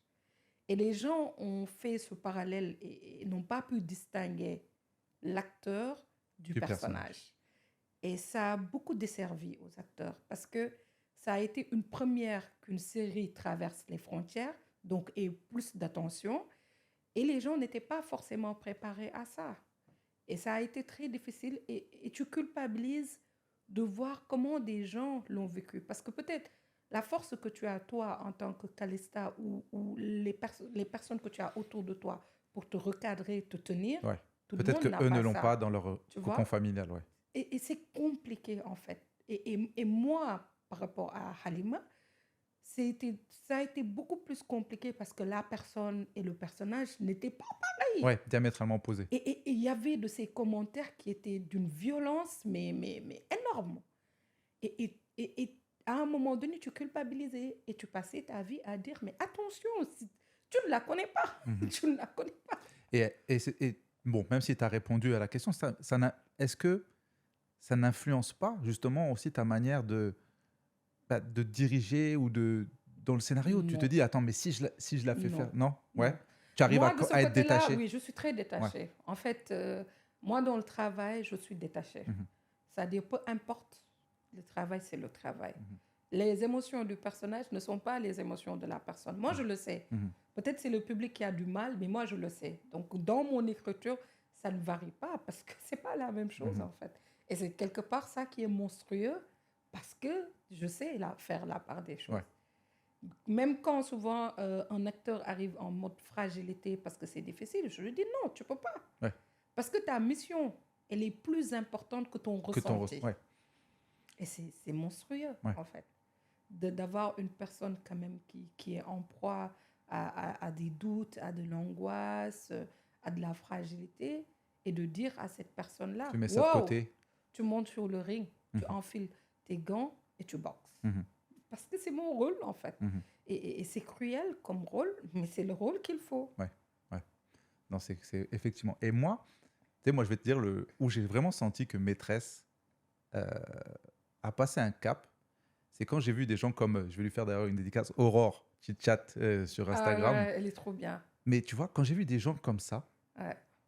qui ne sont pas sénégalais, qui ne connaissent rien à cette culture, Bah oui. qui plongent dans la série d'une manière où ils font des débriefs YouTube, ils font des débats, ils débriefent chaque épisode. Et de moi, de voir ça, je pense que j'avais jamais vu ça sur une série sénégalaise ou même une série africaine dans le sens plus large Mhm. du terme. Je ne vais pas parler des anglophones parce que je ne maîtrise pas ce domaine-là, mais dans le domaine francophone, série africaine francophone, et je voyais des gens, ils faisaient dès que l'épisode est fini, ils font leur vidéo, ils font leur analyse, ils font leur débrief. Je vois des C'était stories fou, Instagram hein. où les gens réagissent à comment tel personnage a dit ci, a fait ça. C'était fou, hein. Alors que moi, j'avais tout à fait le contraire en interne, en fait, on va dire. Je pense que en interne, les critiques que j'ai eues, Mhm. c'était horrible, en fait. C'est- C'est-à-dire, peu importe ce que les gens du dehors voyaient, c'était bien ou pas, moi, j'avais toujours l'impression, c'était même pas l'impression, c'est ce qu'on me renvoyait, que c'était jamais bien, jamais assez, jamais comme il faut. C'est marrant parce qu'on dirait que finalement, cette expérience Maîtresse, quand je t'écoute parler, j'ai l'impression qu'elle a été dure finalement, cette expérience. Non. Moi, je dis, moi, j'apprends de tout. Mhm. Si je n'avais pas appris de Maîtresse, Oui. je ne serais pas celle que je suis. Bien sûr, tout à fait. Et on apprend de deux manières. De la manière la plus difficile, Ou de la manière forte. forte. Mhm. Et j'ai appris. Là, tu as une. Et oui. Et moi, comme je dis aujourd'hui, Maîtresse pour moi, c'est une bénédiction. Mhm. C'est Maîtresse qui m'a permis de me sentir en tant que personne, de me découvrir, de savoir mes limites et d'avoir cette ambition pour Mhm. savoir où est-ce que je veux aller. Bien sûr. Donc, si je devais revivre cette expérience, je À dis 10 000. retournons Ouais. tout de suite. C'est ça, parce que même en tant que créatrice, ça Ah bah oui. ça t'ouvre des portes dans ton Mais cerveau. Tu dis, énorme. ah, je suis capable de faire ça, ah, je peux Mais faire ça. énorme. Ouais. Mais comme je dis aujourd'hui, quand je dis à mes équipes, je leur dis, je rigole en leur disant, on s'amuse là. Moi, avant, je travaillais, maintenant, je m'amuse. Mhm. Il y a cette différence-là. Je sais ce que ça veut dire de travailler Mhm. jusqu'à certaines heures, de se donner encore et encore. Aujourd'hui, ben, c'est... Parce que si je dis pas de bêtises, corrige-moi si je me trompe, il me semble que des fois, il y avait des épisodes de Maîtresse où vous tourniez jusqu'à la veille avant la diffusion ou des choses comme ça. Il y avait Bon, pas- avant la veille, quand même, c'est pas Ouais, possible. ouais. Il n'y a aucun monteur qui va rester là avant pour te montrer Mais des fois, l'épisode vous- et l'exporter. Des fois, vous étiez. Non, après, par rapport au calendrier de tournage, ça arrive jusqu'à présent. Ouais. Tu tournes 2 jours avant, 3 jours, tu Ah ouais, termines, hein. parce que c'est un secteur qui est en pleine construction. Ouais. Après, tu sais, il y a quelque chose qui ne va pas forcément se gommer ou s'effacer. Quand on est précurseur dans un secteur d'activité, on prend toute la merde, Ouais. entre guillemets. T'es obligé de tout construire. Oui, t'es obligé de tout construire. On était dans une phase de construction. Et quand tu es dans une phase de construction, tu n'as pas la recette qu'il faut pour bien faire les choses. Mhm. Tu tâtonnes, hein, tu tâtonnes. Et on a beaucoup tâtonné. Mais aujourd'hui, 5 ans après ou 4 ans après, moi, je ne fais plus les mêmes choses. Bien sûr, Aujourd'hui, mes équipes ne travaillent plus jusqu'à une certaine heure. bien sûr. Aujourd'hui, je sais qu'avant de tourner, je termine d'abord mon scénario. Mhm. Tu vois, il y a plein de trucs, tu apprends. Oui. Et d'ici 5 ans, il y aura d'autres choses qui vont arriver. Oui. On va beaucoup plus travailler maintenant Il y aura avec les la studios, technologie et c'est ce qu'on fait les maintenant. studios Calistassi et tout. Ah oui, faut que Inch'Allah. faut Bien que sûr. ça arrive. Bien sûr. Inch'Allah. Et pour finir un peu avec la, Faut qu'on finisse avec la partie maîtresse, moi, je veux juste te demander, c'est quoi ton plus beau souvenir de tournage sur Maîtresse? Est-ce qu'il y a une scène ou un moment de tournage que tu dis qui reste gravé dans ta tête? Le plus beau souvenir pour moi de Maîtresse, c'était au moment où on devait faire le générique avec les filles. Ouais. Le générique. Elles étaient arrivées, maquillées. Et elles étaient en symbiose. Uh-huh. Elles partageaient, elles dansaient, elles rigolaient. Et là, Mas, le producteur, il m'a regardé, il m'a dit, Calista, tu ne t'en rends pas compte, mais tu viens de créer quelque chose qui va te dépasser. Mhm. Parce qu'on était nous, en fait, Mhm. et on s'amusait. Et je pense que, et c'est ce que je dis toujours dans mes projets, à chaque fois que je fais un projet, je dis aux acteurs, moi, mon travail, il est déjà fait. C'est l'écriture. Il ne va ni bouger, ni changer. Mais ce qui va faire marcher votre projet, c'est l'énergie que vous aurez Elle est entre vous. Mhm. C'est-à-dire, quand vous êtes unis, votre projet sera à votre image. Mhm. Mais quand votre projet ne sera pas à votre image, il ne va pas entrer dans les cœurs parce que c'est un travail d'émotion. Oui. Ça va sortir du cœur pour aller vers d'autres cœurs. Mhm. Et tous les projets que j'ai faits, la magie, c'est que les gens, ils sont unis autour de leur projet. Il y a Comme rien tu l'as d'autre. dit, tu arrives à créer une famille. Bah oui, je n'écris pas mieux que quelqu'un d'autre, je ne fais pas mieux les choses que quelqu'un d'autre. Non, je ne fais rien de mieux que quelqu'un d'autre. Mais j'arrive quand même à fédérer les gens autour de l'essentiel. Mhm. Et comme tu dis, c'est des familles qui naissent Mhm. autour des projets. Et donc, l'aventure maîtresse se termine. C'est ça le sentiment que tu as quand ça se termine? Oui. Tu souffles? Oui. Ouais. J'ai soufflé et j'étais quand même quelque part perdue. J'avais cette sensation d'être dans un trou et je ne pouvais ni en sortir ni bouger. Qu'est-ce qui te donne cette sensation? Je ne sais pas. Ouais. Je pense que c'est parce que durant des années, j'étais quelque part focus et quand ça se termine, je devais avoir ce principe de lâcher prise. Parce que ça, il ne faut pas que les gens oublient. Tu as Voilà. dit qu'il y a eu 4 ans où tu essayes de vendre ce projet. Oui. Et il y a combien de temps de tournage? 2 ans? J'ai 3 eu ans? 2 ans, presque 3 ans de Ouais. tournage Donc, ça fait 7 ans de vie. de ma vie. que Focus j'ai- sur maîtresse. Oui. Ouais. Et j'avais l'impression que j'avais mis au monde un Ouais. bébé et qu'on m'avait retiré ce bébé-là. Ouais. Et que je devais vivre sans. Et je voulais même ne plus avoir ce bébé entre mes bras. Mhm. Et je ne savais pas quoi faire. J'étais vraiment immobile. Et comme toute ma vie, comme tu dis, j'ai toujours travaillé, toujours étudié. J'arrivais à un moment où je devais me demander qu'est-ce que je voulais. C'est quoi la suite? C'est quoi? Et je ne savais pas. C'était quoi la suite? Quelque part, je savais. Mais est-ce que j'avais les moyens de cette suite-là? Mhm.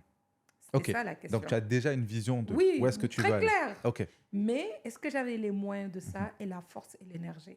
Parce que je savais que quand quand je mets le processus de ma vision, j'allais encore me perdre et perdre des années Mhm. pour construire cette Mhm. vision-là. Mhm. Et j'étais une femme mariée. Mhm. J'avais quelque part 3 ans de ma vie où je n'avais pas eu d'enfant et j'étais restée dans ce statut d'attente. Mhm. Je devais choisir soit une vie de famille Ouais. ou... Une carrière. C'est fou! Ouais. Oh mon Dieu, je pense que... Et c'est ça qui est dur, et je pense que beaucoup de gens ne se rendent pas compte pour une femme. C'est que pour une femme, tu sais, nous en tant qu'hommes, bah, tu fais ta carrière, tu fais ton enfant, oui, mais ça ne Ouais. change rien à ta Ouais. carrière. Ouais. Tandis que pour une femme, bah, oui, tu as ta carrière, mais à partir du moment où tu tombes enceinte, il faut Ouais. que tu considères que tu vas avoir un moment où tu vas devoir faire une pause, C'est ça, t'arrêter. c'est ça. Tu vois.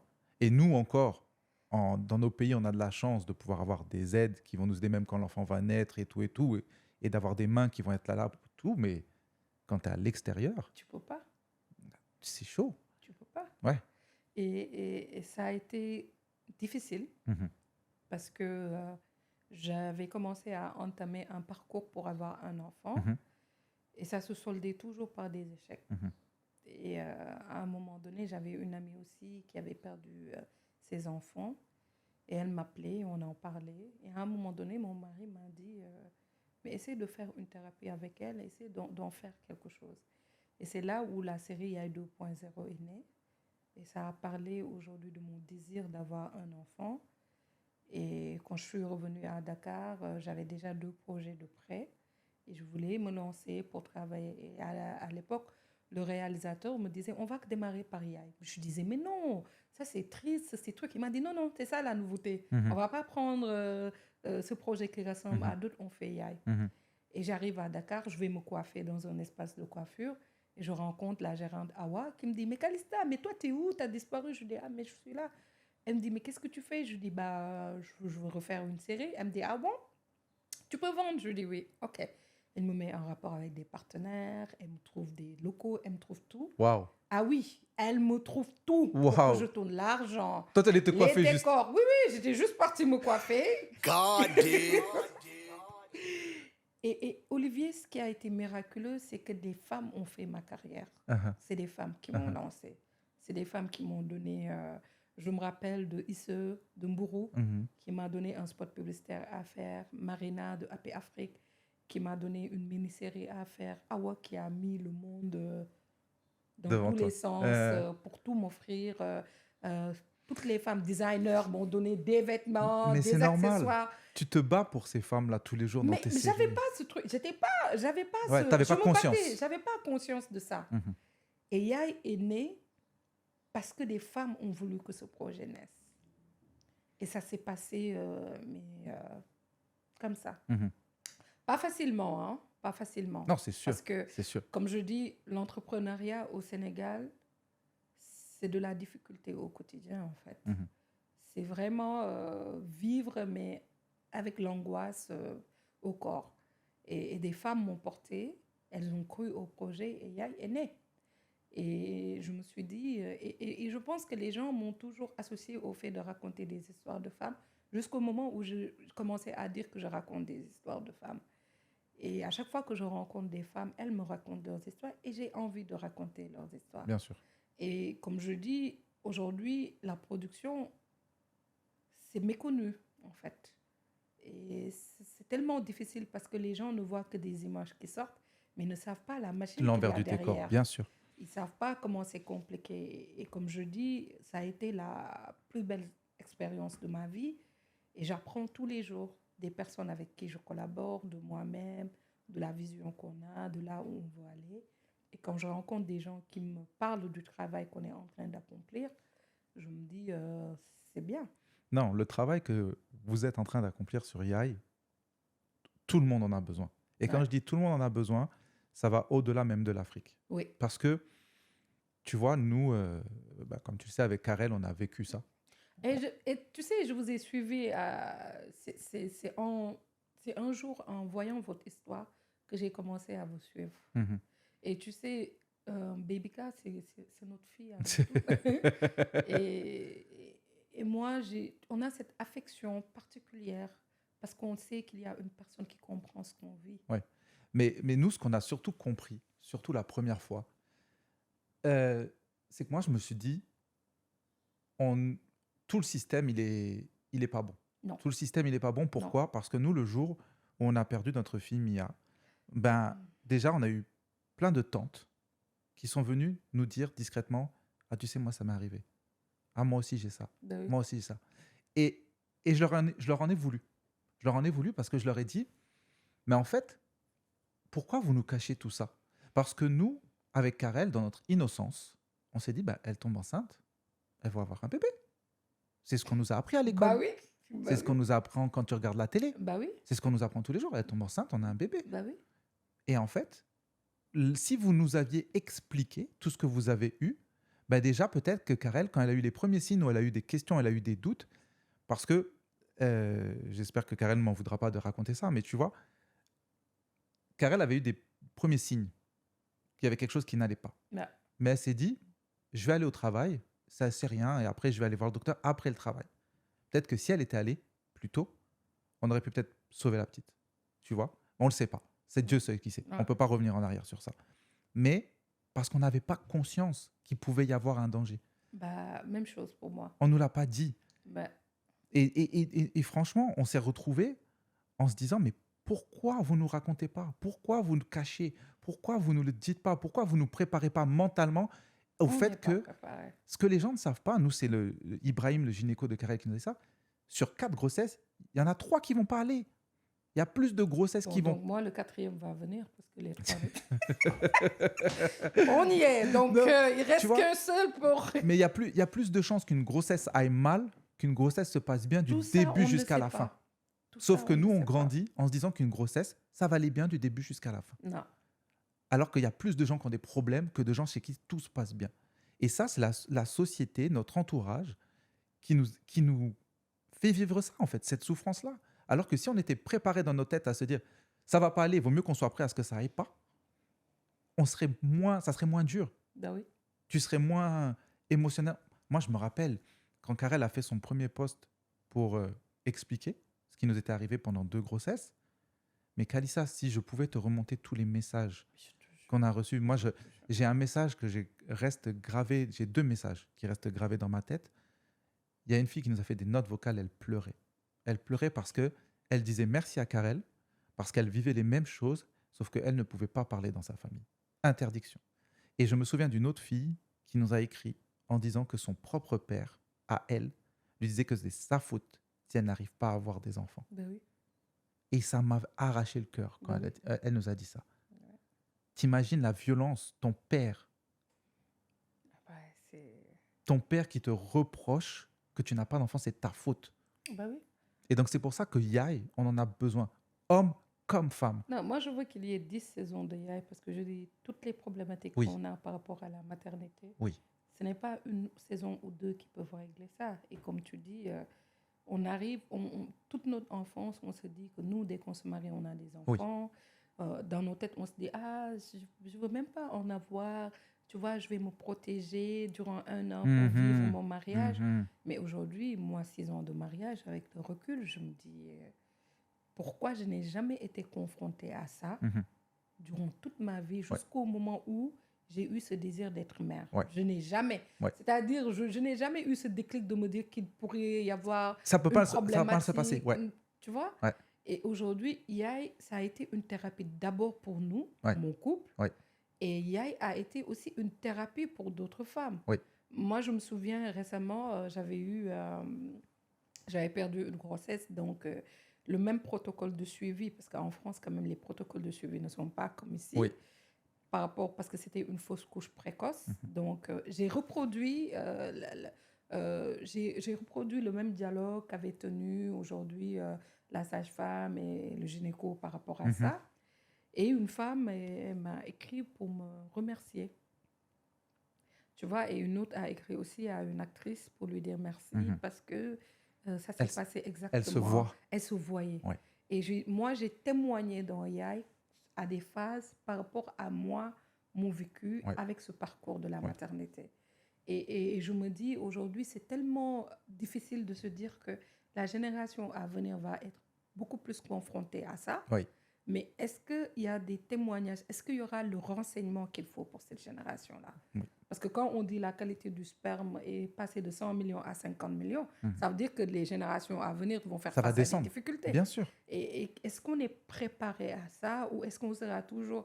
Moi, j'ai eu ce discours quand j'ai eu ma fausse couche précoce où on me disait, de toute façon, tu ne l'as pas connu, comment tu peux le pleurer? Non. J'étais en mode, oui, mais je l'ai désiré, en fait. C'est ça. En France, automatiquement, dès qu'ils ont vu dans mon dossier 1, 2 et que c'était le 3e, automatiquement, ils sont arrivés pour dire oui, vous allez devoir bénéficier de soutien psychologique, d'accompagnement, entre autres. Et moi, j'ai rejeté. Je disais non, non, j'en ai pas besoin. Ça va, je l'ai vécu, je l'ai revécu, ça va. C'est ce que je me disais. Et je me rappelle à l'époque, quand je retournais à Dakar, dans l'avion, il y avait un truc qui s'était cassé en moi et je ne savais pas c'était quoi. Parce que je revenais en plein avec ma fausse couche et tout. Et j'arrive à Dakar, je rentre chez moi, je perds pied. Je ne sais plus où j'étais. J'étais en souffrance continue. J'en voulais à tout le monde autour de moi. Et j'avais fait une fixation sur ma mère. Hein, parce que ma mère, elle m'avait appelé au téléphone. Je ne sais plus ce qu'elle m'avait dit. Et le truc s'est déclenché. Ouais, t'as lâché. Et quand je suis arrivée devant la thérapeute, et je le disais à la thérapeute, et je ne sais pas pourquoi, je me suis réveillée, je dis, je vais aller voir la thérapeute. Parce que je m'étais isolée de tout le monde. Hein, et j'arrive et la thérapeute me demande, qu'est-ce qui se passe? Et je lui disais, c'est ma mère. Elle me dit, non, non. C'est toi. Qu'est-ce qui se passe? Et je disais, non, mais ma mère, au téléphone, elle m'a dit, respire, dis-moi ce qui t'est arrivé. Et là, j'ai complètement vidé mon sac, j'ai pleuré. Et moi, je disais toujours, ouais, je suis une personne, moi, je ne pleure pas, je suis forte. Mais je me suis rendu compte que non, je suis humaine. Ouais. Et que être forte, ça ne veut rien dire. Pour moi, être fort, c'est surtout sortir ses émotions. C'est ça. Les gens qui sont forts, c'est les gens qui arrivent à sortir leurs émotions. Garder ses émotions, toi, ça ne te rend pas fort. Mais c'est ça, en fait. Ça ne te rend pas fort. Et c'est ça. Ça t'affaiblit au contraire. Mais c'est ça.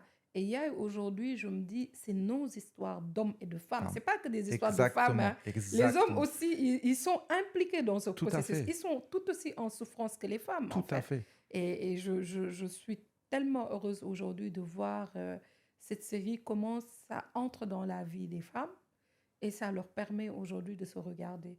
C'est leur thérapie et je suis fière de ça. Ah non, et tu peux être fier de ça. Ah ouais. Tu peux vraiment être fier de ça parce que il y a tellement de clichés à battre. Il y a Ah tellement de bah, choses. énorme.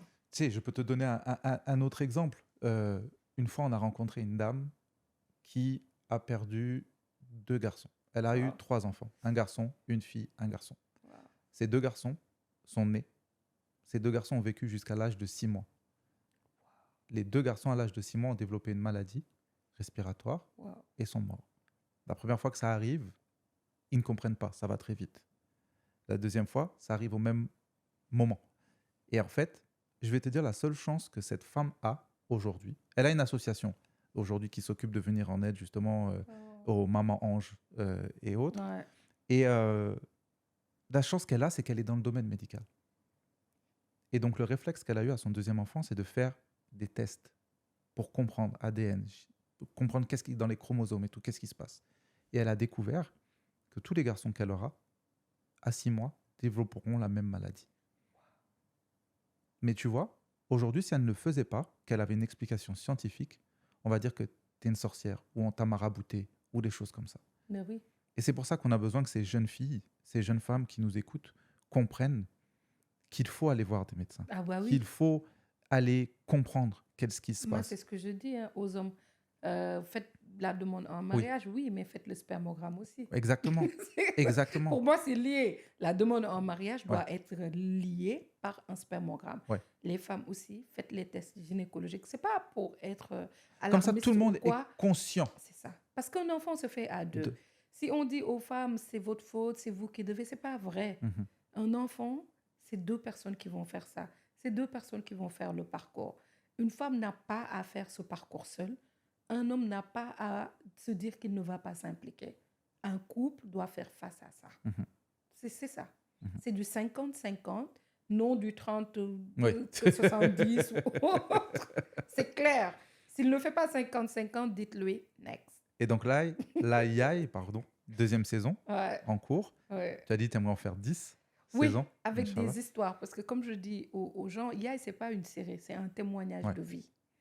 Donc, chaque saison, on aura des personnages avec des histoires autour de la maternité et de la fertilité.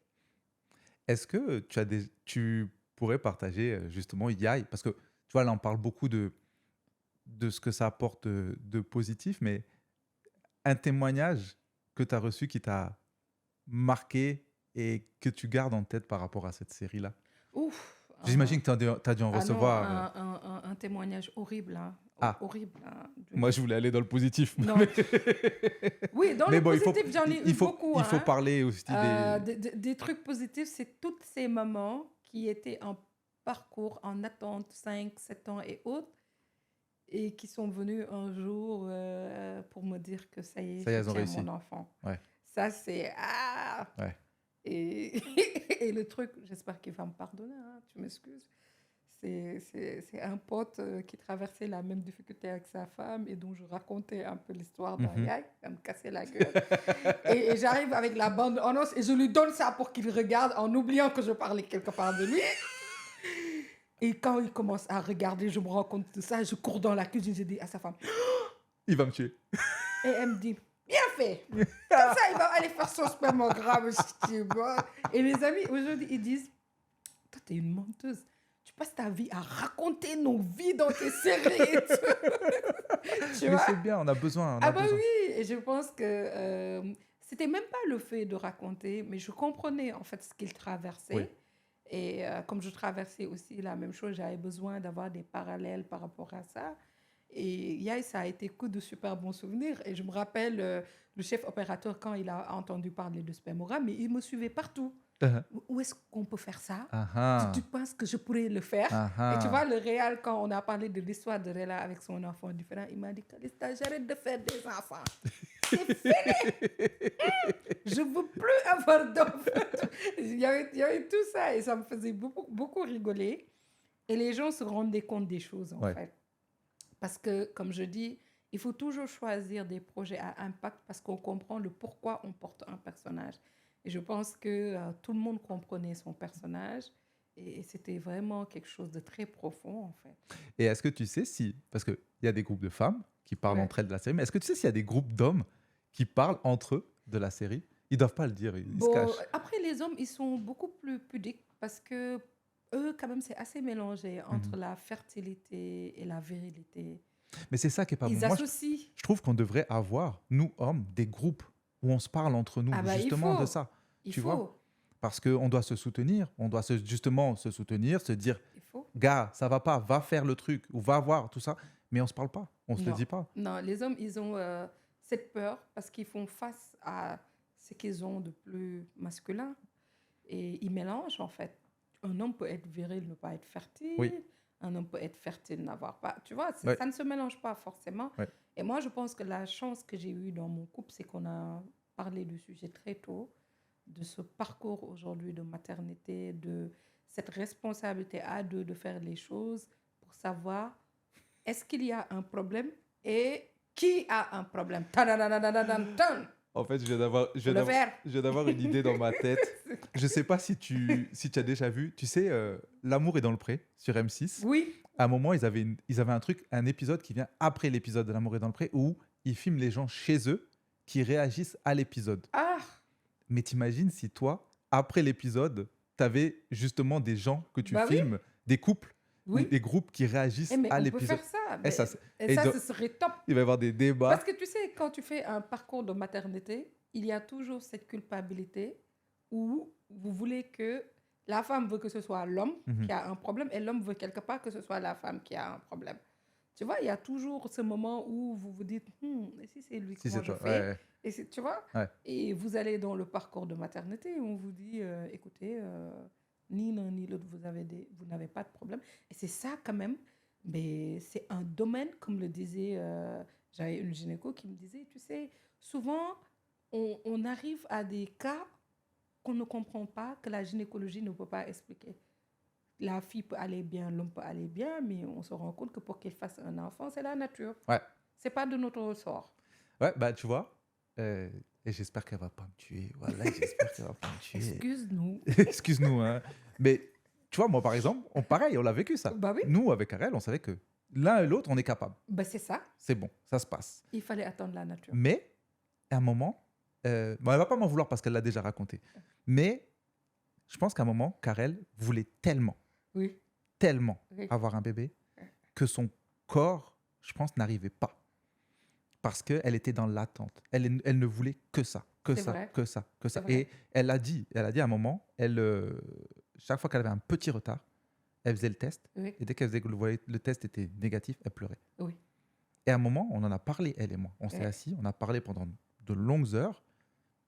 Et je lui ai dit, Karel, arrête de te mettre cette pression. Parce que c'est cette pression qui te bloque. Quand tu vas relâcher, quand tu ne vas plus y penser, c'est là que ça va se passer. Bah oui. Après, La vérité, je l'ai vécue. Mhm. Parce qu'à un moment donné aussi, je pense que mon corps, il ne voulait pas. Mhm. Parce que je pense que j'essayais de contrôler mon corps. Et mon corps m'a dit, tu ne me contrôles pas, Kalista. Je ne suis pas un acteur. je ne suis pas un acteur. Tu me laisses vivre ma vie. Tu ne peux pas me dire action, tourne grossesse et je tourne bébé.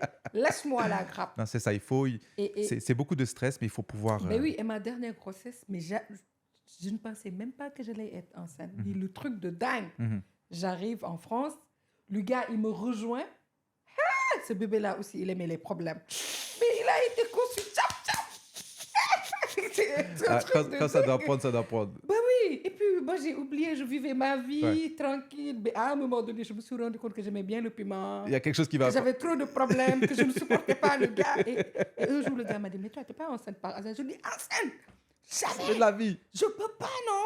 Je t'ai dit, mon corps là, il m'obéit pas. Il m'a dit, toi, tu es enceinte. Je dis, ah bon? Et j'ai commencé à me regarder et je me trouvais bizarre. J'étais moche, j'avais plein de boutons. Et puis, je fais le test et je vois la ligne rouge. Et j'ai dit, Hey. toi, arrête. Faut pas te moquer de moi, hein. Change de couleur tout de suite ou disparaît. Et j'achète un deuxième grossesse Pareil. enceinte. J'ai dit, Là, on est dedans. Dieu, tu es venu, non? Uh-huh. On va partir. Après, tu vois, et j'étais contente, mais en même temps, j'ai commencé à recontrôler mon corps. Bah ouais, c'est ça, tu stresses. J'avais peur de Ouais, tout. bien J'avais sûr. peur de tout. Et lui, il ne m'aidait pas. Mhm. Même quand j'allais aux toilettes, il venait devant la porte de toi. Alors, ça va? Même pour le pipi, il venait me demander si Mais ça va. moi, j'étais pareil. Moi, j'étais pareil. Et c'est là où je tire mon chapeau à Karel, c'est que nous, en fait, elle était en confiance.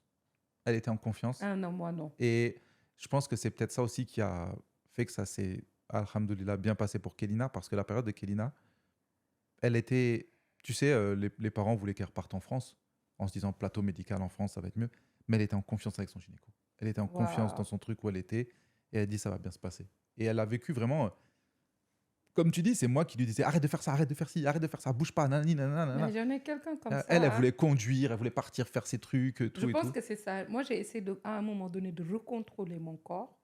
Et c'est à ce moment-là que j'ai perdu la grossesse. Mhm.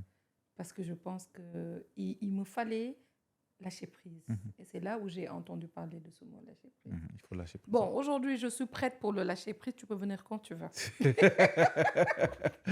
En tout cas, mais en fait, là, on est rentré sur un sujet qui nous parle à tous les deux. C'est pour Oui. ça qu'on étale dessus. Mais donc, Yaï, deuxième saison. Malheureusement, vous avez vécu quelque chose d'assez difficile aussi Très. encore Très. sur Yaï. Comment, en tant que réalisatrice, je ne vais pas parler en tant que femme parce que tu as de l'amitié, tu as tout ça qui rentre, mais en tant que réalisatrice, sur le côté professionnel, comment tu fait cette situation? Je ne veux pas dire gère parce que tu ne peux pas gérer cette situation, mais Non. comment tu... Alors, j'avais déjà écrit La suite, oui. la suite avec quand même Jean-Paul dedans. Et je me souviens la dernière fois qu'on s'est vu, je le blaguais toujours. Il allait au sport en me disant je suis fait un prêt, on va faire de belles choses. Organiser un yendu. Man ko Jean-Paul bàyyi yendu da nga bëgg a yendu nag. Tu vois? Et quand il est parti, moi, ça a réveillé encore, tu vois, des choses enfouies. Bien Parce sûr. que j'avais un frère qui est décédé. Mhm. Et la perte de Jean-Paul, quand même, a eu cette même résonance. Et je l'ai très mal vécu, très, très mal. Et je n'en voulais plus de projet. J'ai eu un rejet total par rapport au projet. Et à chaque fois que mes équipes me disaient il faut qu'on les fasse parce que les partenaires et tout, je n'en voulais pas. Mais professionnellement parlant, quand même, j'ai sollicité l'aide d'un nouveau réal qui est arrivé avec une nouvelle vision du projet. Parce que tu vois, un projet, c'est une vision. Calista peut avoir telle vision sur un projet, quelqu'un d'autre peut venir avoir une vision, mais beaucoup plus explicite du projet. D'accord. Donc, il est arrivé avec une vision sans Jean-Paul et sans cette histoire qui tournait autour de lui. Et il D'accord. m'a dit, écoute, pour pouvoir refaire cette saison 2, il faut ça, ça, ça, ça, ça et ça. Et je l'ai laissé faire. Hein. J'étais là en appoint pour aujourd'hui regarder, finaliser, mais je l'ai laissé vraiment dérouler sa vision. Et il m'a apporté cette fraîcheur dont j'avais besoin sur le projet pour encore m'attacher au projet et puis pouvoir continuer le projet. Et automatiquement, tout a été mis en place. Mais il faut savoir que quand on reste quand même 2 ans, il y a ce souci de planning avec les acteurs. Oui. Tu vois, les acteurs, tu ne peux pas les booker. Tu es obligé de les booker quand des budgets sont là. Mais quand tu n'as pas de budget, tu ne peux pas booker une personne. Oui. Et quand on est arrivé à ça, il a fallu faire face à des choix stratégiques pour le produit. Parce que comme je dis, il y a cette part de l'émotion, mais il y a le produit en fait. Oui. Et on a dû faire des choix stratégiques pour cette saison 2 pour pouvoir continuer à faire le projet. Et moi, perso, je trouve que ça s'est très bien fait dans la mise en place des équipes, dans la mise en place du projet et du casting. Et on est reparti pour une saison 2. Ouais, machallah. En Ouais. tout cas, elle a l'air passionnante, la saison 2. Ah bah oui, c'est une continuité d'histoire. Et justement, Pardon, pour c'est- cette saison 2, comment tu fais pour dénicher des talents? Parce que, par exemple, je suis obligé de faire un shout-out à mon gars Moulay. Je suis obligé de faire une dédicace à mon gars il est Moulay. bon. Mais Moulay, mais tu vois, c'est ça, Moulay, par exemple, Il est bon. je l'aurais jamais imaginé en tant qu'acteur. Ouais. Mais dès que je l'ai vu jouer, juste les bandes annonces, j'ai dit non, en fait, il était fait pour ça. Moi, je t'ai fait un clin d'œil. Je t'ai dit, Olivier, viens jouer. Bientôt, vous allez me voir. Bah oui. Mais moi, j'ai dit à Kalista, je vais jouer un rôle de méchant. Mais jamais, j'ai dit jamais de méchant, pas de pistolet. Mais comment tu fais ça? Comment tu vois que quelqu'un, tu te dis, lui, il a quelque chose qu'il peut faire. Comment tu arrives? Parce que dans ton parcours, quand on regarde, ton parcours est lié à des gens qui, quand ils sont rentrés dans tes séries, Et ils ont et explosé. ils ont explosé. Waouh, waouh. Et pour moi, Mais c'est ça, que... c'est la partie sénégalaise qui fait waouh, waouh. Mais C'est pas ça. ça fait partie aussi, je trouve, de ton talent, parce qu'il y a le talent d'écriture, mais je trouve que tu as un talent aussi pour que des acteurs passent à un autre cap, passent à un autre niveau, ou se révèlent. Tu vois, je trouve que tu as vraiment... Parce qu'il y en a qui avaient des carrières avant, Ouais. mais quand ils sont passés par tes projets, quand ils sont rentrés dans tes personnages, quand tu les as poussés à jouer, comme tu as dit tout à l'heure, Ouais. tu as tes problèmes de dehors, mais quand tu arrives là, tu es sur le ring. Ah non, rien à voir. Tu vois, Rien comment à tu fais voir. pour sortir ça de tes acteurs? Alors, Moulay, je l'avais vu dans l'affiche de Rebelle. Ouais. Même avant CB 2.0, qui a été quand même coproduit par Winami Marem Fall. Mhm. Je le trouvais bien. Je l'ai vu dans Rebelle. Et j'avais un petit pincement parce que je dis, ah, j'adore ce gars. Et j'ai fait une série pour Canal qui s'appelle Play Game. Oui. Et il était à l'affiche de Play Game. Et L'Oréal avec qui je travaillais a aussi travaillé dans Play Game. Il m'a dit, Moula, il est bon. Pour moi, quand on me dit qu'un acteur il est bon, c'est pas tant le jeu. C'est pas le jeu. Moi, quand je demande comment est un acteur ou une actrice, je demande comment est la personne en fait. Comment la personne se comporte sur un plateau. D'accord. Comment la personne se comporte avec l'équipe technique. Comment la personne se comporte avec C'est les pas autres forcément la acteurs. performance, Non, c'est pas plus la personne en, performance, en c'est tant la que telle. personne. Ok. Moi, je caste les personnes. D'accord. Je caste pas les performances. Parce que si je veux faire jouer un acteur, je ferai jouer un acteur. D'accord. Mais comment est d'abord la personne? Parce que comme je dis, un acteur qui a du talent, qui fatigue tout le monde, c'est pas un acteur. Mhm. Tu vois? On peut en avoir, mais moi, c'est pas mon choix. Je préfère choisir des gens qui sont humains et conscients. Et L'Oréal m'a dit qu'il était bien. Donc, je l'ai appelé en casting, il est venu et j'ai vu quelqu'un, mais de très terre à terre, quoi. Mhm. Il est venu, il a joué et il avait ce discours de dire, je suis prêt, je veux faire de bonnes choses. Et je lui ai dit, écoute, peut-être qu'il y a des choses que tu n'auras pas avec moi, mais il y a des choses que tu auras. Mhm. Ces choses que tu auras aujourd'hui, c'est le fait de te découvrir. Comme je dis, c'est pas tes talents en tant qu'acteur, mais c'est comment tu es dans ton mindset et où tu veux aller et comment tu te comportes en fait. Et moi, je tiens vraiment à ça. Et comme je dis, l'acting, c'est de la thérapie. Tu restaures la personne et tu permets à la personne d'être en phase avec lui-même. Parce que comme je dis toujours aux acteurs, moi, mon travail, c'est de prendre le soleil et de le mettre sur toi. Tu vas briller. D'accord. Et c'est ce qu'on a fait. Il est venu, il s'est intégré. Parce qu'il est très difficile pour un acteur de revenir en saison 2 sur un projet qui a marché, Ouais, avec une en équipe. portant un rôle qui a déjà été porté Ouais. par un grand acteur. Oui. Parce que Moussa, c'est un grand acteur. Il est bien, humainement. Moi, quand je dis que quelqu'un est un grand acteur, il est bien, c'est que humainement, je parle de humainement et de ses performances. Parce que c'est l'humain, pour moi, qui définit les performances. Et il est venu et il a matché avec le projet. Il a matché avec les personnes avec qui il travaillait. Il s'est donné, il a travaillé. L'acting, c'est du travail. Oui. C'est pas du talent. Les gens qui me disent j'ai du talent, je leur dis moi aussi j'ai du talent. Mhm. Tout le monde a du talent. Bien sûr. Mais Maintenant, le c'est tra- est-ce que tu exploites ce est-ce que talent? tu exploites ce talent? En quoi faisant? En ayant une hygiène de vie qui va avec ton talent. Parce que si tu as du talent et que tu ne dors pas jusqu'à 5 heures du matin, que tu arrives en séquence de jour avec un visage de, je ne sais pas, névrosé ou quoi, tu n'as pas de talent. Oui. Si tu as du talent et que tu arrives sur ma scène de tournage, les dialogues que j'ai pris, le respect d'écrire, tu ne sais pas redire. Tu les as pas travaillés. Tu n'as pas de talent. Ouais. Le talent, c'est du travail. Oui. Et tous les acteurs aujourd'hui, moi, je les pousse à travailler. Je dis, moi, je travaille. Mon talent, c'est de travailler. Mhm. Donc, quand on arrive et qu'on partage un projet, le seul truc qui va nous lier et qui va faire en sorte qu'on se respecte, c'est qu'on respecte l'engagement qui nous lie. Mhm. C'est-à-dire, il n'y a pas de... C'est pas des trucs... Et c'est là où, quelque part, c'est très difficile avec moi, parce que je suis très méticuleuse, rigoureuse, et toute ma carrière, c'est Calista. C'est pas difficile, tu travailles. Bah Donc oui, voilà. Si t'es- moi, j'ai toujours eu ce truc, Calista, de faire métier, de faire compliqué, de faire truc, tu vois.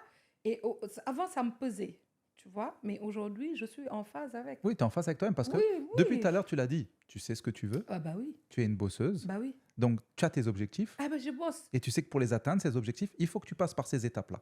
Donc si quelqu'un veut rentrer dans ce bateau-là, il doit respecter Mais c'est ça. le fait de bosser et d'être rigoureux et d'avancer. Il avance. C'est ce que je dis aux gens. Quand une personne arrive et me dit, je veux faire telle chose, je n'ai pas les moyens. Je lui dis, si tu as les moyens, hormis les finances, tu as les moyens.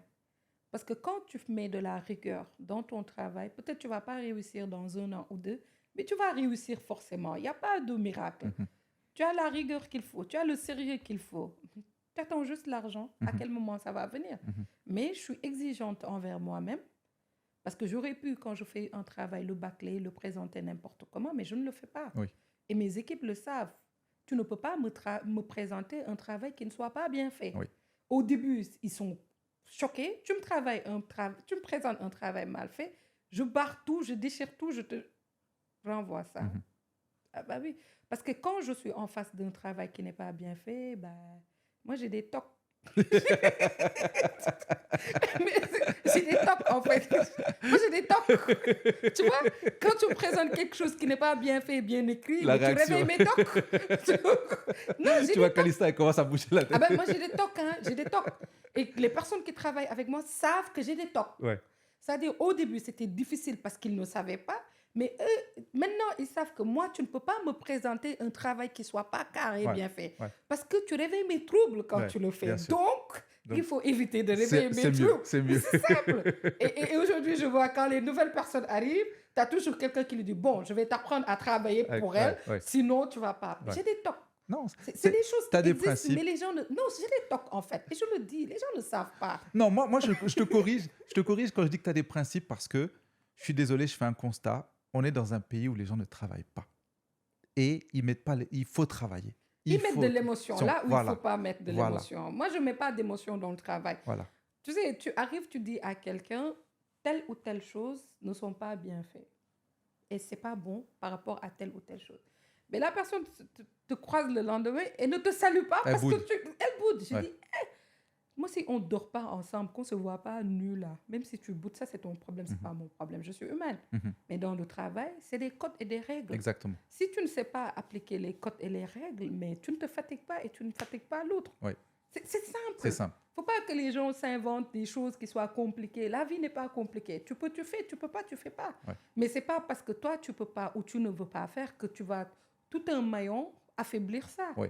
C'est pas Parce que ça, il n'y a pas que toi qui dois avancer. Il y a, Non, tout un, c'est un il y a toute travail une d'équipe. chaîne qui doit avancer. C'est un travail Ouais. d'équipe. C'est-à-dire, dans un travail d'équipe, quand toi, tu dis que tu peux faire, tu ne vas pas me dire que tu ne peux pas faire. Et Ouais. aujourd'hui, comme je dis, les acteurs, quand même, parce que c'est ma matière première, les acteurs, c'est des gens quand même qui sont, comme je dis, très bien, très ouverts. Et je pense que dès qu'on dit aux gens ce qu'on attend d'eux et on sait ce qu'ils attendent de nous, il n'y a pas moyen qu'on ait des problèmes. Ils bossent parce que c'est leur image. Oui. Ce n'est pas parce que c'est ton image. Oui. Ils bossent parce qu'ils aiment leur projet et que c'est des bosseurs naturels. Ils ne forcent pas les choses. Et aujourd'hui, moi, j'ai ce plaisir-là de découvrir des acteurs. J'ai ce plaisir d'aller plus loin avec eux parce que c'est des gens qui sont bosseurs. Et aujourd'hui, Calista, d'aujourd'hui, quel regard tu portes sur justement cette industrie des séries qui a beaucoup changé en l'espace de peu de temps? Tu me corriges si je me trompe, mais je pense qu'il y a de plus en plus de budget. Les gens se rendent compte qu'il y a des talents au Sénégal. Ah, on dirait que je me trompe. Je retire ce que j'ai dit.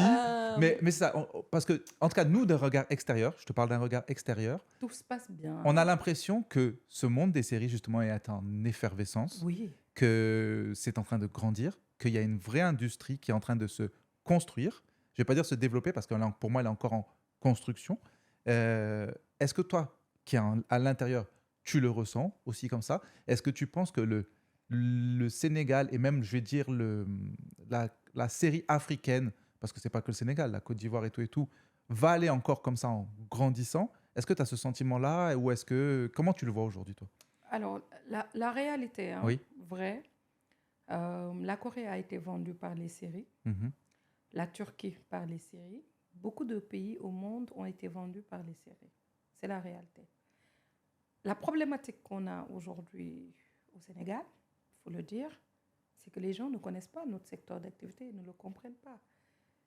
Quand l'industrie culturelle et créative est juste une industrie pour être une industrie, sans avoir cette identité d'être quand même un business, c'est une problématique. Oui. On est seul dans les séries. Les gens, ils consomment, le public consomme, mais il n'y a rien qui est fait pour les séries. Parce que les gens ne comprennent pas. parce que les gens ne viennent pas aux personnes qui sont dans les séries, parce que les gens ne se rendent pas compte qu'on parle de développement, mais le développement aujourd'hui, c'est notre secteur d'activité. Oui. C'est nous qui portons tous les secteurs d'activité, en fait. Oui. L'État n'achète pas chez nous. Au niveau aujourd'hui, et moi je le dis toujours, hein, au niveau de la fiscalité, ça ne nous concerne pas, parce que la fiscalité n'est pas en adéquation avec notre secteur d'activité. D'accord. Et on parle aujourd'hui de fonds. Ben, les fonds, quand même, essaient, mais ne nous accompagnent pas par rapport à nos réalités. D'accord. Fait. On a les plateformes aujourd'hui comme Bido qui essaient vraiment de nous rejoindre, qui font les efforts, mais quand même, ça reste parce qu'on sent qu'ils ne comprennent pas tout l'enjeu. Si on a les partenaires aujourd'hui, ils achètent de moins en moins et les processus de paiement sont très compliqués. Oui. Il n'y a pas de banque qui accompagne. C'est-à-dire, quand je peins le secteur, tu te rends compte que tu vas me dire, mais qu'est-ce que vous faites? Non, en fait, c'est marrant parce que moi, j'aurais pensé que finalement, ce que tu me dis, c'est ce que nous, on vit dans le secteur de la création de Mais tout le contenu monde le vit, digital. tout le Mais monde. j'aurais pensé, moi, Non. que vous étiez plus avancé, peut-être plus... Ah non, on est plus avancé parce que Calista, de femme fit. Oui, C'est-à-dire, moi, j'engage des choses. J'ai un projet dont le budget, c'est 120 millions. oui, Je m'engage. Je prends des dettes. Je croule sous les dettes pour pouvoir tenir un produit. Et à la fin, tu ne marches même pas pour pouvoir gagner. oui, Et tu arrives à faire des produits qui sont consommés. oui. Après, je n'ai pas peur parce que je me dis, il faut pouvoir, le Sénégal, il faut être persévérant et tenir dans la durée. Sauf qu'il y a un risque quand tu veux tenir dans la durée. Tu peux te perdre. Oui. Demain, tu peux faire face aujourd'hui à des prestataires à qui tu dois de l'argent que tu ne peux pas rembourser. Tu peux avoir des engagements que tu ne peux pas rembourser parce que telle ou telle chose. Et je dis toujours aux acteurs de ce secteur, nous les producteurs, nonobstant, il n'y a pas de concurrence entre nous. Et quand je le dis, les gens, ils sont en mode choqué. Je dis, on n'a pas de concurrence. Parce qu'il n'y a aucune maison de production aujourd'hui qui peut te faire une série du lundi au vendredi. Mhm. Déjà, donc, il n'y a pas de concurrence. Ouais. Donc, on gagnerait mieux à se fédérer parce qu'on a tous les mêmes intérêts. Ça résonne tellement ce que tu On a dis. les mêmes intérêts, en fait. C'est- C'est-à-dire, moi j'ai du mal. Aujourd'hui, quand les gens me disent, oui, tu as ta boîte, je dis, moi, je n'ai pas ma boîte. Hein. Si Marodi me commande du contenu, je lui fais du contenu. Oui. Si Evenprod me commande du contenu, je lui fais du contenu. Parce que moi, à la fin de la journée, je veux gagner ma vie. Oui. Peu importe qui me demande de lui faire du contenu, je te fais du contenu. Oui. Parce que c'est ce qui me permettra de vivre et de porter mes projets. Oui. C'est un secteur aujourd'hui où les gens du secteur doivent se poser, parler d'une seule voix, aller voir les autorités, mettre la lumière sur leur secteur d'activité, mettre des chiffres sur ce secteur d'activité. Ouais, mettre et des poser règles. déjà des règles. Ouais. C'est marrant parce que, en fait, ce que tu dis résonne tellement parce que c'est la même chose. Moi, ça fait des années que je le dis, que nous, par exemple, en tant que créateurs de contenu, c'est pas normal qu'il n'y ait pas une association. C'est pas normal qu'on ne soit pas ensemble, en association. Aujourd'hui, si nous, créateurs de contenu, on s'asseyait tous à la même table et qu'on dit que, voilà, un créateur de contenu qui a entre tant et tant de followers doit demander au minimum tel prix pour ses publications, tout le monde aurait à y gagner. Parce qu'à partir du moment où une marque va taper à toutes les portes et va voir que tout le monde répond de la même manière, ils vont savoir qu'ils n'ont pas le choix de s'aligner. Mais le problème, c'est qu'aujourd'hui, on est dans un système où c'est le Far West. Il n'y a rien qui régit rien du tout. Donc, une marque va aller voir quelqu'un qui va dire, moi, je te demande 20 000. L'autre va demander 600 000. L'autre, alors qu'il n'y a pas de réglementation. Donc, ils vont toujours aller vers le moins cher et ça va amener le système vers le bas. Et on a besoin aujourd'hui de se mettre en association. On a besoin de se parler entre nous. On a besoin de dicter nos règles et pas de se faire dicter les règles par les marques. Mais il y a ceux qui peuvent marcher ensemble. Non, qu'à marcher ensemble. Ouais. Si tout le monde ne peut pas marcher ensemble. Mais comme tu as dit, je me connais aussi. Parce que moi, on m'a souvent dit, Olivier, lance ça. Mais moi, j'aime pas que quelqu'un me dise, je vais faire ça et elle le fasse pas. Je suis très rancunier. Oui, mais comme je dis, Donc, je peux pas. Tu sais, Olivier, comme je dis, il faut toujours voir la personne avec qui tu peux marcher et tu marches avec elle. Parce que tôt ou tard, les gens vont venir vous suivre. Ouais. Quand vous faites les choses bien, oui, ça c'est sûr. Les gens vont venir vous suivre.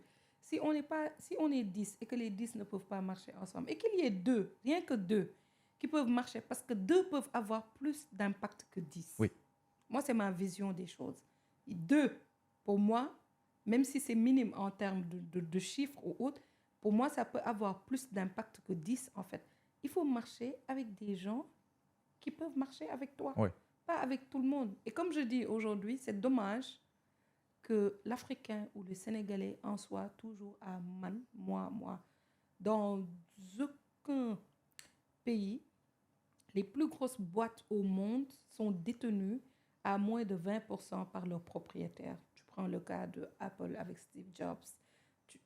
Ils n'ont pas plus de 20%. Oui. Beaucoup, hein? Oui. Mais ici, Calista va te dire, ouais, j'ai 60% de mon entreprise. Mais attends, tu as 60% de rien du tout. Oui. Moi, j'essaie d'ouvrir mon capital. Si quelqu'un nous en... À l'ASAN pour venez. Moi, je ne veux même pas avoir 20%. Ce n'est pas mon problème. Moi, je veux juste l'argent pour travailler. Mais c'est vrai. Mais c'est vrai. J'avais vu une interview de Jay-Z qui disait ça, qui disait que LVMH avait des actions dans son champagne, Oui. Ace of Spades, Oui. et il disait qu'il ne gagne que 10%.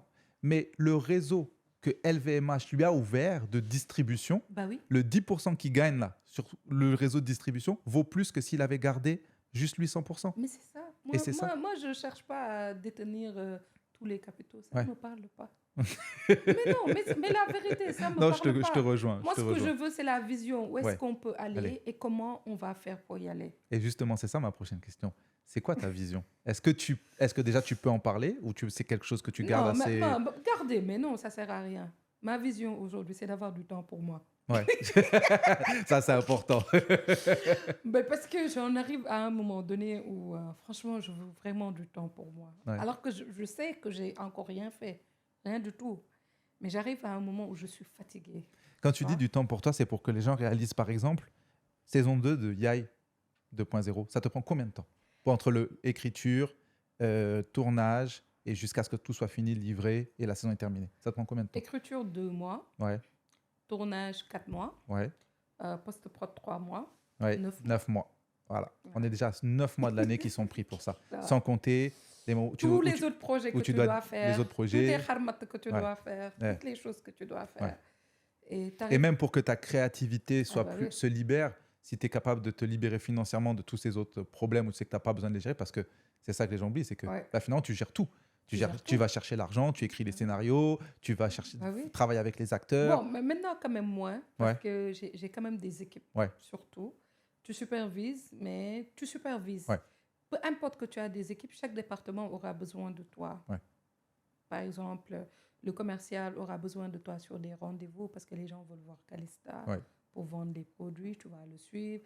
Dans la stratégie marketing et digital, on aura besoin de toi. Dans l'écriture, tu es showrunner. Si les équipes écrivent, c'est toi qui relis, qui fais les annotations, qui corrige. Dans la production, tu fais la direction artistique, tu fais le showrunner, tu fais les castings, tu mets les équipes en place.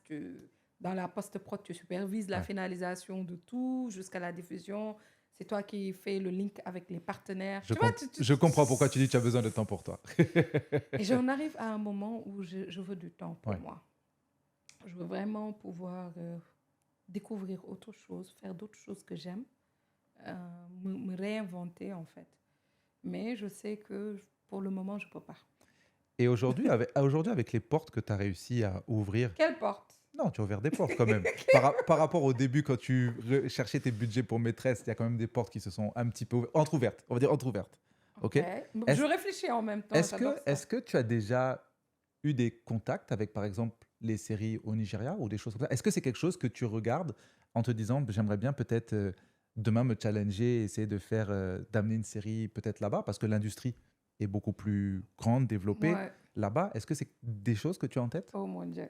J'ai eu une très, très, très, très grande réalisatrice nigériane qui m'a contactée Ouais. et qui a voulu qu'on fasse une coprod entre le Nigeria et le Sénégal, mais elle voulait qu'on tourne ça ici au Sénégal. Oh, ça aurait été incroyable, ça. Ah oui. Et aussi, j'avais juste fait ça. Même le navet, je serais devenue multimilliardaire ou millionnaire. Oui.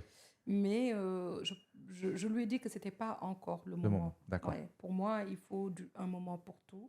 Là, on est vraiment dans la stratégie de s'asseoir. Il ne faut pas brûler les étapes. D'accord. Il faut y aller par étapes. Grandir trop vite peut ne pas aller à une boîte. Ouais. Tu vois, parce qu'ici, on est dans un micromanagement, ça va. Mais si on grandit hyper vite, ça peut être hyper compliqué pour la gestion des équipes. Oui. Et je lui dis qu'il nous faut quand même le temps d'avoir une équipe dans le micromanagement qui soit assez outillée pour pouvoir porter le développement des équipes et surtout le fait d'accueillir de nouvelles équipes. D'accord. Et quand même, avec la Côte d'Ivoire aussi, depuis maîtresse, quand même, j'ai beaucoup de connexions là-bas. Oui. Mais comme je dis, je préfère bien grandir. Mhm. Parce que moi, Olivier, je suis intéressée par le marché sénégalais d'abord et D'accord. de l'Afrique francophone. D'accord. Je n'ai pas cette vocation de vouloir être Netflixable ou canalisable. D'accord. Je parle de canal. Oui, oui. Je dis canalisable. J'ai pas j'ai pas vraiment cette vocation. C'est pas que je ne suis pas forcément ambitieuse. Hein. J'arrive à travailler avec eux quand même. Oui. J'arrive quand même à travailler en Mais coproduction c'est pas sur l'écriture. ta mission de Mais ce n'est cœur. pas ma mission de cœur. Ma mission de cœur, c'est d'arriver à vendre le Made in Sénégal africain sur des normes et des standards d'un point de vue international. Mais je peux travailler avec Canal sur un projet ou autre, mais ce n'est pas ma vocation. D'accord. Moi, je crois au for us, by us, comme Oui, Foubou. oui. Tu vois, j'y crois beaucoup, je ne sais pas pourquoi. Et c'est ça que je veux, en fait. Parce D'accord. qu'il est possible de faire des choses par nous-mêmes avec de la rigueur et du sérieux et le temps qu'il faut. Et je suis dans ça, en fait. Et le cinéma, est-ce que c'est quelque chose qui t'intéresse aussi? Oui, le long métrage, ça me parle, ça m'intéresse beaucoup. Mais il faut savoir quel réseau de distribution on a. Parce qu'aujourd'hui, on a cette carence dans le réseau de distribution avec les salles de cinéma, entre autres. Mhm. Et il faut trouver quand même les produits. Tu vois, je ne sais pas, j'attends ça quand même chaque année. À partir du 11 octobre, les films de Noël vont démarrer sur TF1. Oui. Ça, c'est des choses qui me parlent. Ok. C'est des choses qui me parlent. Ok. Donc, je ne veux pas m'engager juste pour qu'on se dise « Ah, Calista, elle fait du long, ça ne m'intéresse pas. Ouais. Je veux faire des choses qui ont cet impact que je veux, Oui. en fait. Parce que De moi, toute façon, je pense l'impact, il que est réel. ton écriture n'arriverait pas à se lâcher si Ouais. tu n'es pas sur quelque chose qui te parle. Moi, c'est déjà. ça. Ouais. En fait, je ne peux pas écrire sur commande. Et tous les projets que j'ai eus, quand même, sont des projets qui m'ont parlé. Mhm. Quand on me parle d'un projet qui ne me parle pas, je ne suis pas intéressée. Mhm. Vraiment, ça ne me parle pas. Mhm. Ce n'est pas ce truc alimentaire où je fais, ou de notoriété, où il y a mon nom. Mhm. Et alhamdoulilah, hein, le fait que j'ai réussi à travailler le Calista fait que je suis sollicitée sur des projets quand même. Mhm. Et aujourd'hui, j'en arrive à un moment où je dis non. Ouais. Non. Non, parce que je ne peux pas. Oui, et parce qu'il y a ton bien-être, comme tu as dit. Il faut Oui, que tu trouves du temps je ne pour peux toi. pas. Oui. Avant, je pensais que j'étais un mix de Spider-Man, et de je ne sais plus quoi. Maintenant, je me rends compte que je suis une tortue. Je ne peux pas. Et quand les gens me sollicitent pour des trucs, je dis non. Ouais. Mais je sais que, je ne sais pas, ils l'interprètent comme ils veulent, parce que souvent, les gens aussi, ils veulent interpréter. Mais je sais que au fond de moi, si je le prends, je ne vais pas respecter Oui. mes engagements. Tu vas pas bien travailler. Comme tu as C'est dit tout à ça. l'heure, la notion de travail pour toi est importante. C'est ça. Tu vas pas faire ton travail bien. C'est ça. Donc, ça sert à Et rien. je dis non. Et aujourd'hui, je fais mes séries Mhm. à la sénégalaise. Ça va. Et, excuse-moi, à chaque fois je te dis dernière question, mais j'ai des questions qui me viennent en même temps parce que je suis obligé de te poser ça. Aujourd'hui, est-ce que les marques comprennent mieux ce que tu fais?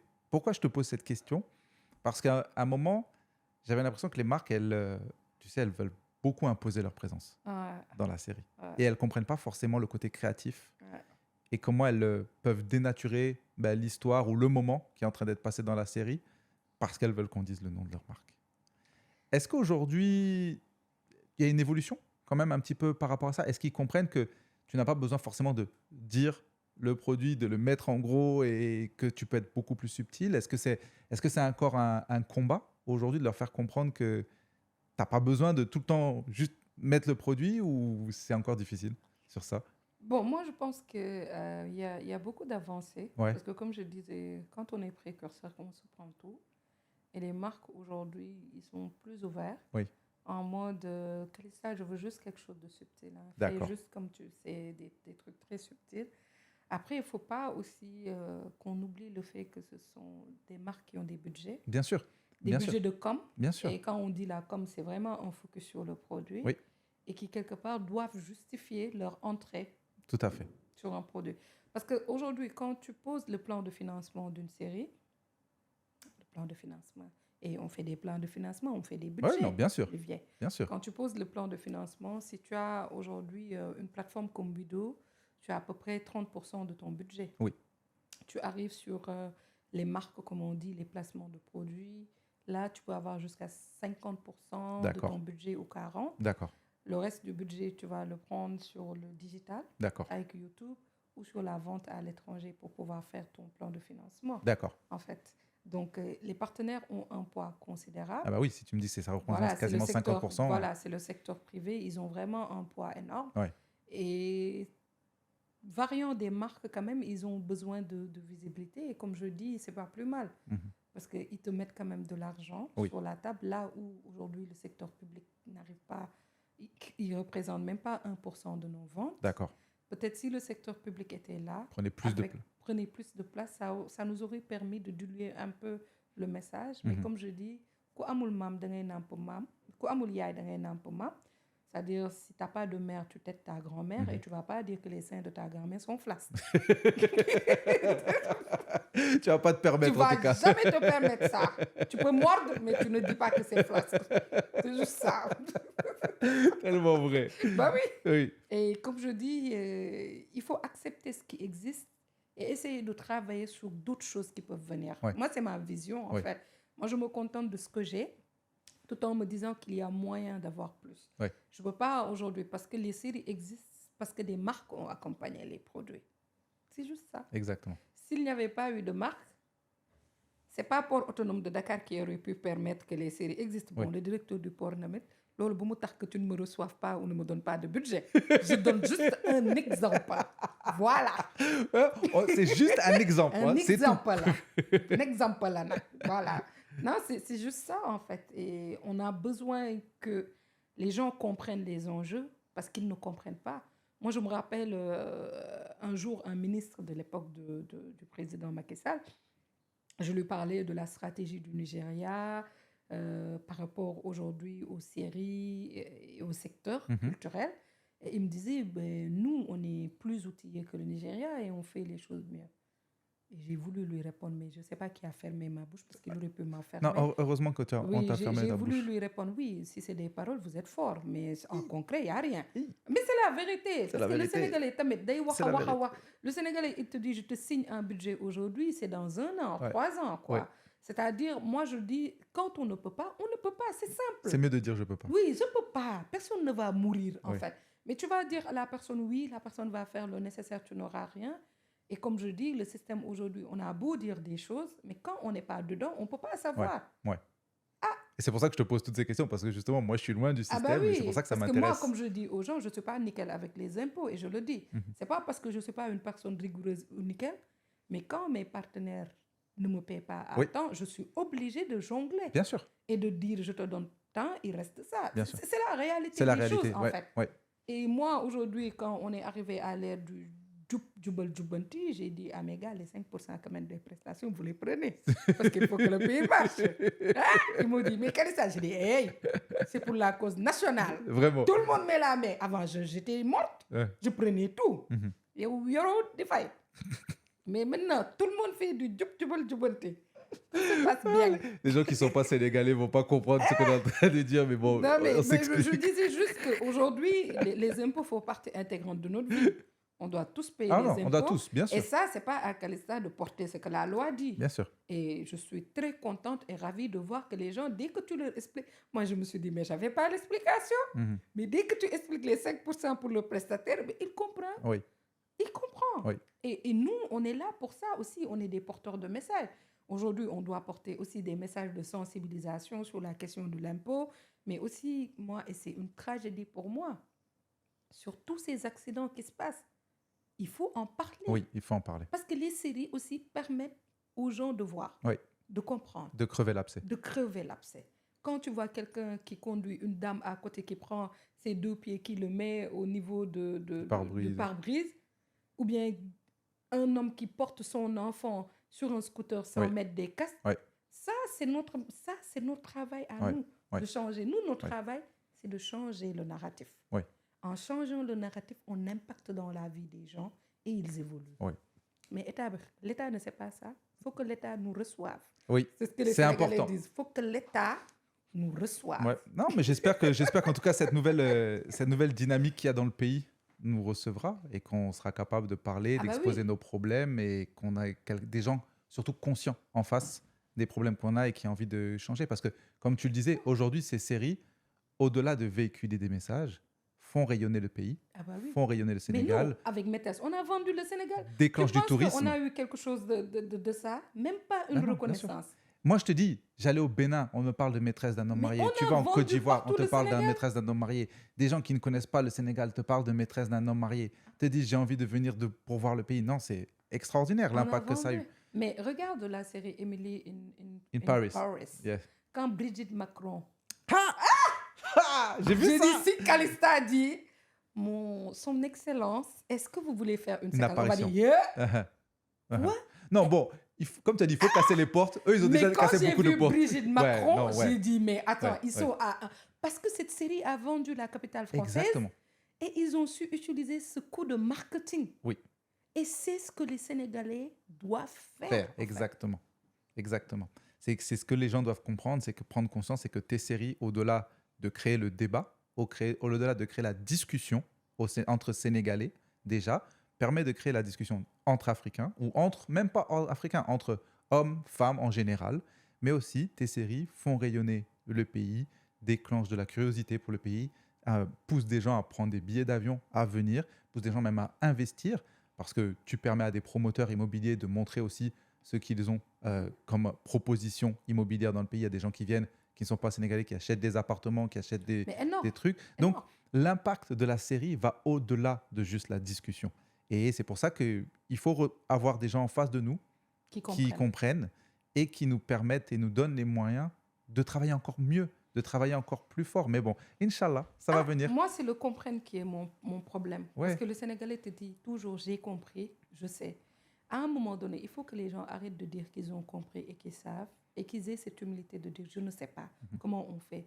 Parce que dès que dans ta tête, tu te dis, j'ai compris, je sais, tu vas vouloir faire des choses seul, sans être réellement avec les personnes qui savent mieux que toi. Oui. C'est ça. Parce qu'une personne, aujourd'hui, comme Mas de Marodi, qui vit tous les jours ce secteur d'activité et qui a été précurseur, en sait mieux que quelqu'un qui a juste une politique à mettre en place. Qui a un poste. Une personne comme Ibou Gueye aujourd'hui, qui s'est battue pour poser Evenprod et se battre pour trouver les moyens financiers de faire ce qu'il sait faire, en connaît mieux et juste que quelqu'un qui est là pour dire j'ai une stratégie politique de développement, j'ai tant de milliards pour tel secteur d'activité ou autre.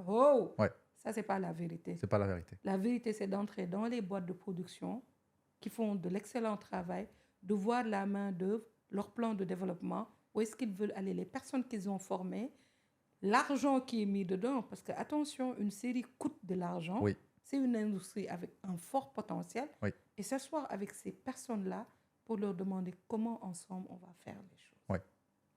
C'est mon plaidoyer. Mais après, je pense qu'on a, Inch'Allah, de belles perspectives. Il faut, comme tu dis, il faut juste créer les discussions. Sans les discussions, on n'avancera pas. Il faut créer les discussions, il faut s'asseoir, il faut parler. En tout cas, Calista, moi, ça a été un plaisir de te recevoir. C'est la première vraie discussion qu'on a, parce que pour être très honnête, Calista et moi, on s'est vus une fois grâce à Pathé. Coucou Pathé. Coucou Pathé. Ah, lui, il est excellent. Ouais, Pathé, il est venu. Et aujourd'hui, moi, quand on parle de partenaire, je dis Pathé, c'est mon premier partenaire. Au-delà aujourd'hui du fait d'associer son travail à nous et son image, c'est quelqu'un qui a une vision, qui a de l'ambition et qui a les valeurs qu'il faut pour l'entrepreneuriat. Et moi, c'est vraiment un frère, quelqu'un qui fait des choses extraordinaires. Et donc, on s'était vu avec Pathé, on avait parlé rapidement avec Calista et j'avais dit, je veux te recevoir. J'ai fait aucune recherche sur toi pour garder là, justement, l'authenticité de notre discussion. Ça a été un plaisir de discuter avec toi. Je retiendrai que tu es une femme brillante, tu es une femme de conviction, tu es une bosseuse, tu es une personne qui défonce les portes. Bon, je sors un peu le syndrome de l'imposteur. Voilà. J'accueille. Elle a enfin libéré le syndrome de l'imposteur. Elle comprend qu'elle fait des choses. Et je te souhaite de continuer à réaliser de belles et d'importantes séries. Je te souhaite de t'épanouir dans ta vie de femme en général, de réaliser tous tes projets, tous tes rêves et de continuer à créer la discussion. parce qu'on a besoin de se parler entre nous, hommes comme femmes, parents comme enfants. On a besoin de se comprendre, de mieux se comprendre, surtout dans ce monde qui est en perpétuelle évolution et avec ce décalage de générations. Et c'est toi qui permets à ces différentes générations de se parler, de se regarder d'un œil différent. Et en tout cas, merci pour ton temps. J'espère te revoir peut-être d'ici 2-3 ans dans le fauteuil là pour nous dire, bon, alors là, j'ai signé une série avec Disney+. Je viens de terminer ma C'est série pas mon avec Netflix. Non, mais tu auras défoncé les portes, tu auras imposé tes règles. Donc, ils n'auront pas le choix de faire ce que toi, tu veux. Tu vois. Et donc, Inch'Allah, je te souhaite tout ça. En tout cas, merci d'être venu. Merci à tous les incroyables, la team incroyable d'avoir écouté ou regardé l'épisode. Allez voir les réseaux de Calista, allez regarder ses séries, partagez-les, commentez-les, montrez-les à tout le monde. Et je vous dis à très bientôt sur un nouvel épisode du Off Show. Peace! Allow me to reintroduce myself. My name is Ho.